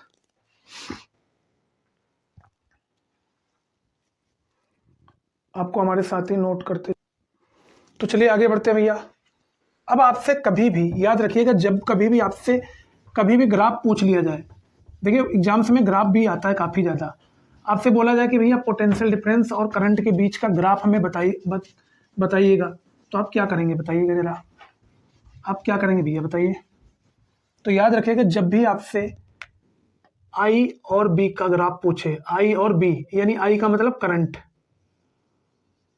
करंट और पोटेंशियल डिफरेंस, करंट और पोटेंशियल डिफरेंस के बीच का अगर आपसे ग्राफ पूछ लिया जाए, क्या पूछ लिया जाए? ग्राफ पूछ लिया जाए। क्या पूछ लिया जाए? ग्राफ पूछ लिया जाए, ग्राफ। तो आप कैसे बनाएंगे? हमेशा याद रखिएगा जो हमारी स्ट्रेट लाइन होगी ना, ये वाली स्ट्रेट लाइन, सीधी रेखा जो एक ओरिजिन से गुजरेगी, इधर देखिएगा, ये जो स्ट्रेट लाइन होगी ना, ये वाली सीधी नहीं बनी भैया, इसको सीधी कर लेते थोड़ा सा। ये जो हमारी स्ट्रेट लाइन होगी ना, ये वाली लाइन, इस स्ट्रेट लाइन पे हमेशा क्या रखोगे? करंट रखोगे, आई को रखोगे, ठीक। इस स्ट्रेट लाइन पे हमेशा करंट को रखोगे, और ये जो नीचे वाली लाइन है, ये वाली, इधर हमेशा क्या रखोगे? पोटेंशियल डिफरेंस रखोगे। ये चीज़ आपको बस ध्यान रखनी है। जब भी आपसे ग्राफ पूछा जाए तो आपको याद रखना है एक चीज़, कि जो स्ट्रेट लाइन है, ये सीधी वाली रेखा, यहाँ पे हमेशा करंट रखोगे और इधर साइड में हमेशा पोटेंशियल डिफरेंस रखोगे, ठीक। और ग्राफ के अनुसार जहाँ जहाँ आपसे बोला जाए, जैसे मान लो कि यहाँ पॉइंट 1 है, यहाँ 2 है, यहाँ 3 है, यहाँ 4 है, यहाँ 5 है, यहाँ 1 है, यहाँ 2 है, यहाँ 3 है, यहाँ 4 है, यहाँ 5 है, यहाँ 6 है, यहाँ 7 है। अब मान लीजिएगा आपसे कहा, आपसे बोला कि इस पॉइंट से यहाँ पे एक लाइन जा रही है, फिर एक पॉइंट यहाँ पे जा रही है, फिर एक यहाँ जा रही है। तो आपको क्या करना है? इस पॉइंट से इस सारी लाइनों को जोड़ देना है, कुछ इस तरह से आपको लाइनों को जोड़ देना है। आपको ग्राफ ऐसे बनाना है, हमेशा याद रखिएगा, ग्राफ आपको हमेशा ऐसे ही बनाने हैं। क्या करना है? ऐसे ही आपको ग्राफ बनाने हैं। और आपको नीचे रीडिंग भी लिखनी पड़ेगी इसकी, कि मतलब किस पॉइंट पे हमने कहाँ से क्या जोड़ा है, ठीक। और रीडिंग कैसे लिखते हैं? तो याद रखिएगा रीडिंग लिखने का ये भी तरीका होता भी है, कि एक साइड में हम क्या कर लेंगे? बोल्ट लिख देंगे। एक साइड में क्या लिखेंगे? बी लिखेंगे। क्या लिखेंगे? एक साइड में हम एम्पियर लिख लेंगे। यानी एक कॉलम हमको बनाना पड़ेगा, ऐसे बनाएंगे आप। इधर साइड में आई लिख लीजिएगा और यहाँ पे आप लिख लीजिएगा पोटेंशियल डिफरेंस। अब जैसे मान लो कि आई हमारा 2 है, तो पोटेंशियल हो सकता है 3 हो। ऐसे आपको बना लेना 4, 5, 0, 3, ऐसे करके आप आसानी से इसकी रीडिंग भी कर सकते हैं। देखिए जैसे जैसे आप लाइन बनाइएगा उसी के अनुसार यहाँ पे आपको ये सारी की सारी रीडिंग फिल करनी है, ये चीज़ आपको ध्यान रखनी है। तो चलिए इसी के बाद हम आगे बढ़ते हैं भैया। इसके बाद हम आगे बढ़ते हैं और भी आपको चीज़ें प्यारी सी बताते हैं।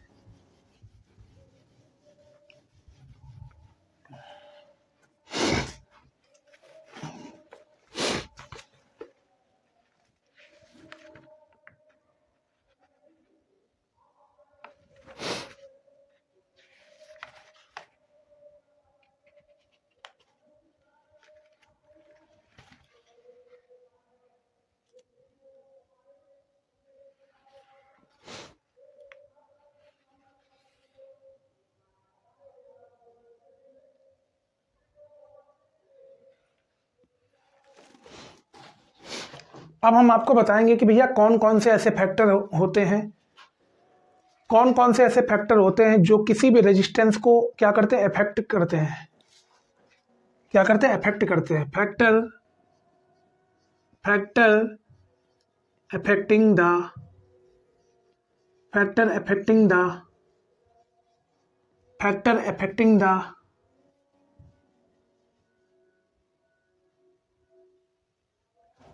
Factor affecting the conductor of A resistance.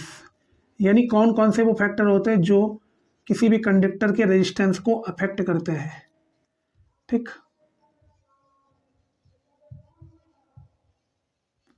Factor affecting the resistance of a conductor लिख लीजिएगा, सॉरी यहाँ पे थोड़ा सही कर लीजिएगा। Factor affecting the resistance of a conductor.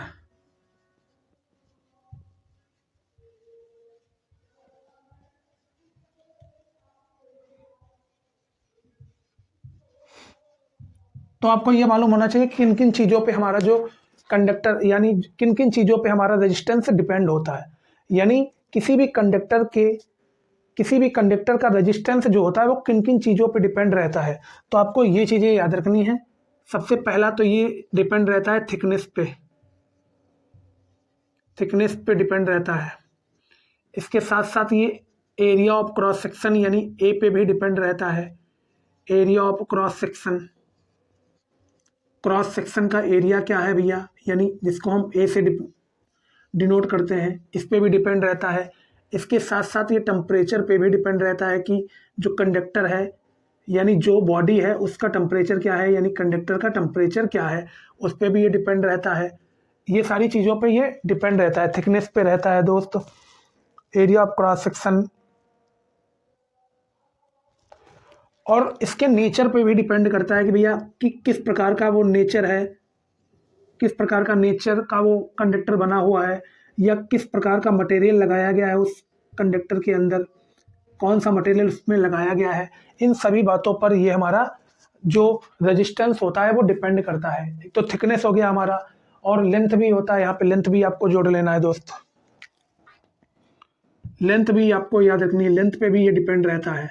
तो इन सारी चीज़ों पे आपका जो रेजिस्टेंस होता है ना, वो किसी भी कंडक्टर का रेजिस्टेंस जो होता है वो इन बातों पे डिपेंड करता है।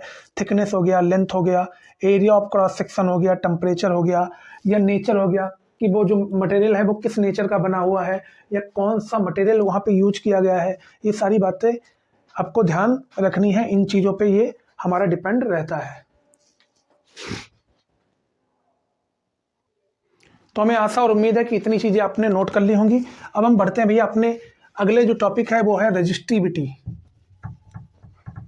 अब हम आपको बताएंगे कि रजिस्टिविटी जो होती है वो कैसे उसका फॉर्मूला निकलता है, क्या होती है रजिस्टिविटी, सारी बातें आपको बताऊंगा एक एक करके।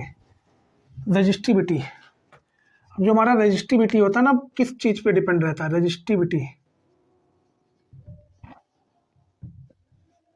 जो हमारा रजिस्टिविटी होता है वो सबसे पहले याद रखिएगा एक चीज़, हमारा रजिस्टिविटी हमेशा याद रखिएगा सबसे पहला वो डायरेक्टली प्रोपोर्शन होता है किसके, लेंथ के। यानी आर रजिस्टिविटी जो होगी वो डायरेक्टली प्रोपोर्शन होगी किसके, लेंथ के डायरेक्टली प्रोपोर्शन होगी।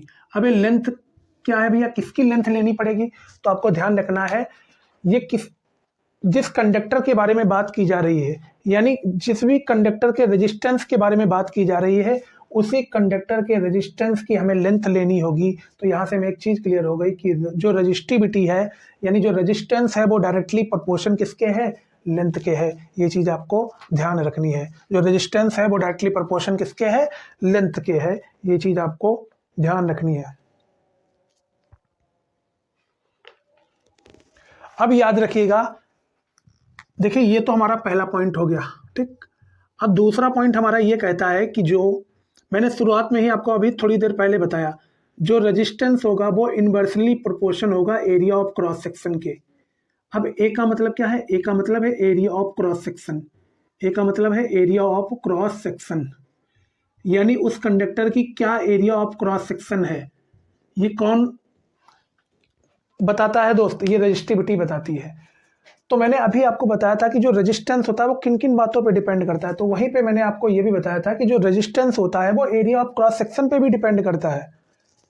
किस पे करता है depend, area of cross section पे भी डिपेंड करता है। तो यहाँ से हमें एक चीज़ क्लियर हो गई कि जो हमारा रेजिस्टेंस है वो इनवर्सली प्रोपोर्शन होगा किसके, एरिया ऑफ क्रॉस सेक्शन के। ये चीज़ आपको ध्यान रखनी है। तो इस वाले को आपको मान लेना है 1, इस वाले को मान लेना है आपको सेकेंड। ये हम इक्वेशन बना के आपको बताएंगे बढ़िया से कैसे करते हैं। यानी पहला जो हमारा हो गया, यानी resistance is directly proportion to length, और दूसरा हो गया resistance is inversely proportion to 1 area.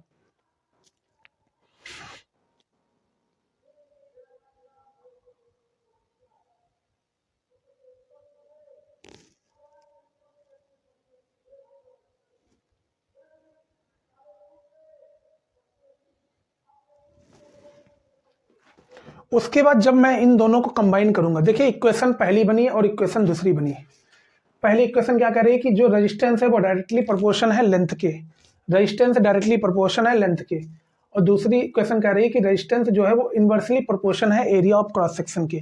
अब इन दोनों के दोनों को आपको क्या करना है, कंबाइन कर देना है। कंबाइनिंग बोथ, जैसे ही आप इन दोनों को कंबाइन करेंगे ना, जैसे आप इन दोनों को कंबाइन करेंगे तो आपका क्या बन जाएगा, देखिए एक तो हमारी थी आर डायरेक्टली प्रोपोर्शन एल, ये पहली थी ना, और दूसरी क्या थी, R directly inversely proportion to 1/a। तो जब जैसे इन दोनों को आप कंबाइन करेंगे तो ये आपकी बन के आ जाएगी R is equal to rho L upon A. R is equal to rho L upon A, आपका ये फार्मूला बन के आ जाएगा। ये चीज़ आपको ध्यान रख देनी है, ये चीज़ आपको ध्यान रखनी है। देखिए जैसे इन दोनों को हम कंबाइन करेंगे ना, जैसे इन दोनों को हम कंबाइन करेंगे, जैसे इन दोनों को कंबाइन करेंगे तो देखिएगा आर यहाँ भी है, आर यहाँ भी है, डायरेक्टली प्रोपोर्शन यहाँ भी है और ऊपर भी है डायरेक्टली प्रोपोर्शन, नीचे भी है। तो इस डायरेक्टली प्रोपोर्शन को हमने रो से रिप्रेजेंट कर दिया, इसको हमने रिप्लेस कर दिया रो से। किससे रिप्लेस कर दिया? रो से रिप्लेस कर दिया।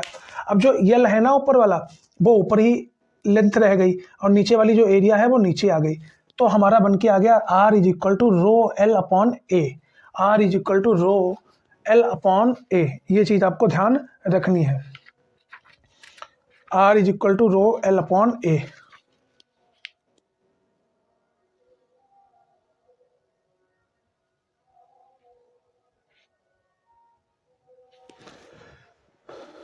अब यहां से एक चीज समझिएगा गौर से, मेरा ये तो बन के आ गया R is equal to rho L upon A. क्या मुझे इसकी जरूरत थी? हाँ जरूरत तो थी, लेकिन मेरे से जो पूछा गया था वो तो मैंने अभी निकाला ही नहीं, रजिस्टिविटी पूछा गया था। तो यहाँ से आपको करना क्या है, इसी के आगे से आपको देखना है। यहाँ से अगर R is equal to rho L upon A है तो क्या मैं रो एल अपॉन ए बराबर आर भी तो कर सकता हूँ? अरे भैया आर भी तो कर सकता हूँ। इधर गौर से समझिएगा, अगर r बराबर रो एल अपॉन ए है तो रो एल अपॉन ए बराबर r भी तो कर सकता हूँ। यानी अगर ये r बराबर इतना है तो इसके बराबर मैं इतना भी तो कर सकता हूँ। वही चीज़ मैंने सेम इधर लिख ली, बस इधर उधर हमने पलट दिया है, इधर उधर हमने क्या किया है, पलट दिया है। अब हमें यहाँ से क्या चाहिए भैया, यहाँ से हमें क्या चाहिए, रो की वैल्यू चाहिए। क्या चाहिए हमें? यहाँ पे हमें रो की वैल्यू चाहिए। किसकी वैल्यू चाहिए? यानी रजिस्टिविटी की वैल्यू चाहिए। रजिस्टिविटी का मतलब रो की वैल्यू हमें चाहिए है। जब हमें रो की वैल्यू चाहिए दोस्त, तो यहां से हमारा क्या बन जाएगा बताओ?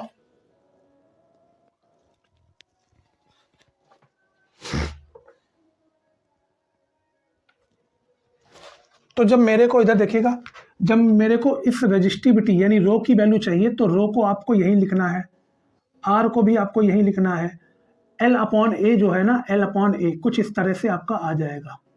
नहीं समझ आया? एल अपॉन ए कुछ आपका इस तरह से आ जाएगा। देखिए रो की वैल्यू आपको चाहिए तो रो आपने यहीं पे लिखा, एल अपॉन ए जो इसके साथ वाला है ना वो आर के बटे में चला जाता है। ठीक, जब ऐसा केस आपके सामने कभी भी आए ना, ऐसा केस आपके सामने कभी भी आए तो आपको ऐसे लिखना, रो आर, ये जो ए है ना नीचे वाला, ये ए ऊपर चला जाता है, कुछ इस तरह से ये ऊपर चला जाता है, और जो नीचे वाला ये वाला एल होता है ना, ये यहाँ आ जाता है। यानी रो बराबर R into A upon L. यानी रो का मतलब क्या है भैया? रो का मतलब है रजिस्टिविटी। अब इसी रजिस्टिविटी की मैं चर्चा अभी शुरुआत से ही करते आ रहा था। मैंने अभी अब आपको मैंने बताई कि रजिस्टिविटी असल मायने में होती क्या है। ये होता है रजिस्टिविटी का फार्मूला। यानी रजिस्टिविटी का फार्मूला क्या होता है? रो। अब आर का मतलब क्या है? आर का मतलब है रेजिस्टेंस। क्या मतलब है? रेजिस्टेंस। आर का मतलब रेजिस्टेंस। और एल का मतलब क्या है? लेंथ है। एल का मतलब लेंथ है, किसी भी कंडक्टर की क्या लेंथ है। और ए का मतलब क्या है? एरिया ऑफ क्रॉस सेक्शन है। Area of cross section, area of cross section है ये चीज़ आपको क्लियर हो चुकी होगी। आपको बस प्यार से हर एक चीज़ नोट भी कर लेना है, हमारे साथ ही साथ आपको नोट भी करते चलना है। जल्दी से नोट कर लीजिएगा भैया, उसके बाद हम आगे बढ़ते हैं अपने अगले टॉपिक पे।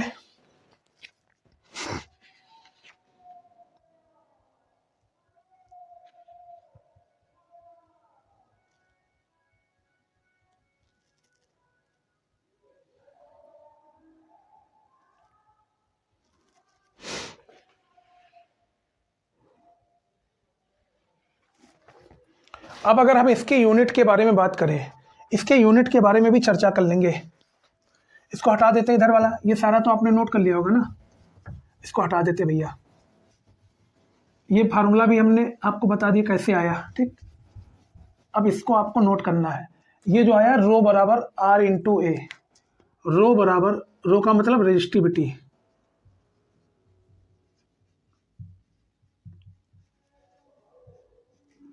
रो बराबर आर इंटू ए, ठीक, अपॉन में एल है।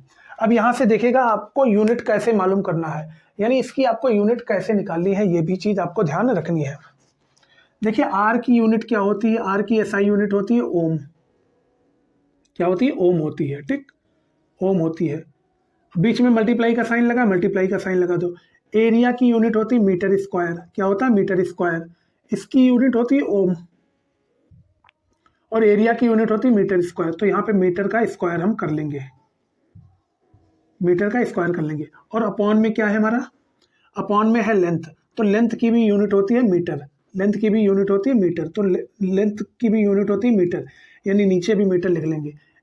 यहाँ पे 2 मीटर है, 1 मीटर और दूसरा मीटर, ये उड़ गया। अब यहाँ पे हमारा बचा क्या, तो यहाँ पे हमारा बचा ओम मीटर, ओम मीटर ही इसकी क्या हो जाएगी, एसआई यूनिट हो जाएगी, यानी रजिस्टिविटी की एसआई यूनिट क्या होगी भैया, ओम मीटर होगी। क्या होगी, एसआई यूनिट इसकी क्या होगी, ओम मीटर होगी, क्या होगी, ओम मीटर। अब इस ओम मीटर, ओम को हम किससे डिनोट करते थे, तो इस ओम को हम कुछ इस तरह से डिनोट करते थे, तो ओम को हम कुछ इस तरह से डिनोट करेंगे और मीटर को हम एम से डिनोट करेंगे, यानी ओम मीटर हमारा क्या हो जाएगा, इसकी एसआई यूनिट हो जाएगी। ये चीज़ आपको प्यार से बढ़िया तरीके से क्लियर हो चुकी होगी।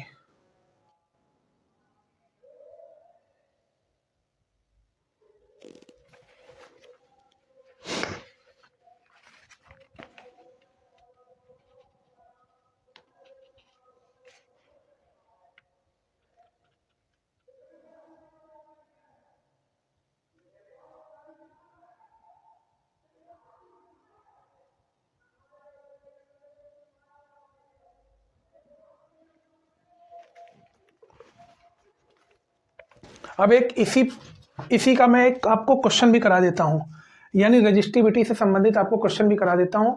आपको ये मालूम हो जाएगा कि रजिस्टिविटी से संबंधित क्वेश्चंस को हम सॉल्व कैसे करते हैं, ठीक। ये फार्मूला लिखा रहने दीजिए आप लोग, इसको हटा देते हैं, ये सारा इसकी कोई ज़रूरत नहीं है, ठीक, ये तो आपने नोट कर लिया होगा। अब हम क्वेश्चन को देखते हैं क्या क्वेश्चन है, इसको एक साइड में कर लेते हैं, इसको एक साइड में लिख लेते हैं, rho is equal to R into A upon L, ये हमारा फार्मूला था, अभी मैंने आप सभी के सामने निकाल के बताया था, ठीक। अब हम क्वेश्चन नंबर तीसरा लेते हैं, वो हमारा क्वेश्चन किससे संबंधित है, रजिस्टिविटी से ही संबंधित है, ये चीज आपको ध्यान रखनी है प्यार से। क्वेश्चन कह रहा है एक copper wire of length 2 metre, एक कॉपर वायर है, एक copper wire of length 2 metre, एक कॉपर वायर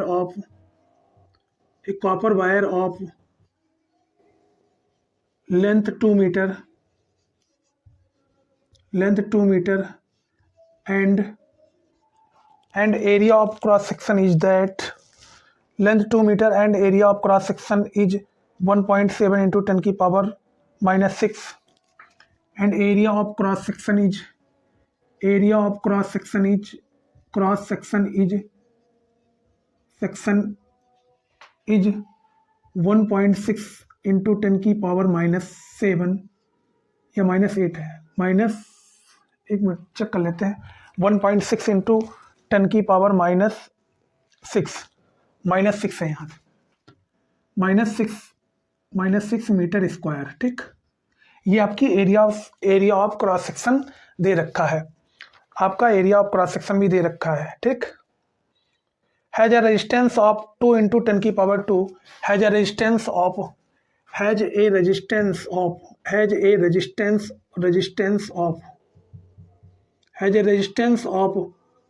2 इंटू 10 की पावर -2 ओम, यानी रेजिस्टेंस भी आपको दे रखा है, क्या दे रखा है, रेजिस्टेंस भी आपको दे रखा है, यानी 2 इंटू 10 की पावर -2 ओम आपको रेजिस्टेंस भी दे रखा है। कह रहा है calculate the resistivity of A copper, कह रहा है calculate the resistivity of the copper, यानी हमें क्या करना है, कॉपर वायर की रेजिस्टिविटी बतानी है। Calculate the resistivity of a wire, resistivity of a wire. तो यहां से आपको समझना है कि करना क्या है। देखिए क्वेश्चन सबसे पहले आपको पढ़ना है क्वेश्चन, ठीक। क्वेश्चन में क्या रहा, कह रहा है भैया एक कॉपर वायर है, एक copper wire of length 2 metre, एक कॉपर वायर है जिसकी लेंथ आपको यानी लंबाई आपको दे रखी है 2 मीटर, क्या हो गया, एल की वैल्यू हो गई 2 metre. And area of cross section, यानी एरिया ऑफ क्रॉस सेक्शन दे रखा है यहाँ पे 1.6 इंटू 10⁻⁻6 मीटर स्क्वायर, यानी ए की वैल्यू दे रखी है 1.6 इंटू 10⁻⁻6 मीटर स्क्वायर, ये आपकी ए की वैल्यू दे रखी है। फिर कह रहा है has a resistance of 2 into 10⁻⁻2 ओम, यानी आर की वैल्यू, यानी रेजिस्टेंस दे रखा है आपको 2 इंटू 10⁻⁻2 ओम। कह रहा calculate the resistivity of the wire, कह रहा कि उस वायर की रेजिस्टिविटी बताओ। तो रेजिस्टिविटी का फार्मूला मैंने शुरुआत में ही आपको बता रखा है, निकाला भी है, बताया भी है कैसे निकालते हैं। तो R into A upon L. अब यहाँ से आपको हर एक चीज़ मालूम होगी, क्या मालूम है, R का मतलब रेजिस्टेंस है, ए का मतलब एरिया ऑफ क्रॉस सेक्शन है और एल का मतलब लेंथ है, ठीक। तो यहाँ पे क्वेश्चन में देखिएगा सबसे पहले दे रखा है लेंथ, लेंथ कितनी दे रखी है, यानी एल की वैल्यू दे रखी है 2 मीटर। फिर दे रखा है area of cross section, area of cross section कितना दे रखा है 1.6 इंटू 10⁻⁻6 मीटर स्क्वायर दे रखा है एरिया ऑफ क्रॉस सेक्शन। फिर कह रहा है कि रेजिस्टेंस ऑफ 2 इंटू 10⁻⁻2, यानी आर की वैल्यू, रेजिस्टेंस की वैल्यू दे रखी है 2 इंटू 10⁻⁻2 ओम। ये सारी वैल्यू आपके सामने देखिए नजर आ रही होंगी। अब बस करना क्या है, आपको वैल्यू पुट करनी है। अब देखिएगा वैल्यू पुट कैसे करते हैं। देखिए ये रो का मतलब रेजिस्टिविटी है, इस रो का मतलब रेजिस्टिविटी है, रो का मतलब रेजिस्टिविटी, ठीक। अब देखिएगा गौर से, आर कितना दे रखा है, आर दे रखा है यानी रेजिस्टेंस दे रखा है 2 इंटू 10⁻⁻2, 2 इंटू 10⁻⁻2, ये आपका दे दिया है रेजिस्टेंस। फिर देखो गुणा लगा है, गुणा लगा लो यहाँ पे। फिर ए का मतलब एरिया ऑफ क्रॉस सेक्शन, तो एरिया ऑफ क्रॉस सेक्शन दे रखा है 1.6 इंटू 10⁻⁻6, 1.6 इंटू 10⁻⁻6, ये आपकी एरिया ऑफ क्रॉस सेक्शन दे रखी है और नीचे एक लाइन खींच लेनी है। फिर देखिए नीचे दे रखा है फार्मूला में लेंथ, अब लेंथ कितनी दे रखी है 2 मीटर दे रखी है, कितनी दे रखी है 2 मीटर दे रखी है, कितनी दे रखी है 2 मीटर दे रखी है। अब आपको क्वेश्चन सॉल्व कैसे करना है, देखिएगा यहाँ भी 2 आपको नजर आ रहे हैं और यहाँ भी 2 नजर आ रहे हैं, तो इन 2 से 2 खत्म हो जाएगा। अब देखिए बचा क्या हमारे पास, 10⁻⁻2 बचा, गुड़े 10⁻⁻6 बचा और गुड़े 1.6 बचा। तो जब कभी भी आपके सामने कुछ इस तरह का केस आए ना कि आपके पास पावर, देखिए ये जो वैल्यू है ना 10, यहाँ भी 10 है और यहाँ भी 10 है, पर पावर दोनों की दोनों अलग है, पावर दोनों की दोनों अलग है, और पावर भी हमारी किस में है, माइनस में है। तो इसमें क्या होता है ना, आपने एक चीज पढ़ी होगी, ए की पावर m इंटू ए की पावर n, यानी हमारा जो बेस होता है ना, बेस अगर हमारा दोनों जगह सेम है तो इस केस में क्या होता है, ए की पावर m प्लस n, यानी जो पावर हो जाती है वो जुड़ जाती है, क्या होता है, पावर हमारी जुड़ जाती है। ये आपने पढ़ा होगा दोस्त, ए की पावर अगर m है और ए की पावर n है, यानी हम बोल सकते हैं कि बेस अगर हमारे दोनों के दोनों सेम है और अगर पावर दोनों की दोनों अलग है, तो इस केस में क्या होता है कि हमारी जो पावर होती है वो जुड़ जाती हैं। तो यहाँ देखिएगा ये बेस जो है ना, बेस ये 10, ये भी सेम है और ये भी सेम है। तो इस केस में होता क्या है कि दोस्त, ये जो पावर होती है ना, पावर, ये पावर दोनों की दोनों जुड़ जाती है। तो 2 और 6 कितना हो जाएगी, कितना हो जाएगी भैया, 8 हो जाएगी, यानी 10 की पावर 8 गुणा 1.6। तो मैं 1.6 को ऐसे भी तो लिख सकता हूँ, 1.6 इंटू 10 की पावर माइनस 8, और इसका यूनिट क्या रहेगी रेजिस्टिविटी की, तो इसकी यूनिट रहेगी ओम मीटर, क्या रहेगी, ओम मीटर। तो ये हमारा निकल के आ गया है। हमें आशा और उम्मीद है कि चीज़ें आपको बढ़िया से लाजवाब तरीके से क्लियर हुई होंगी। 1.6 ही तो था।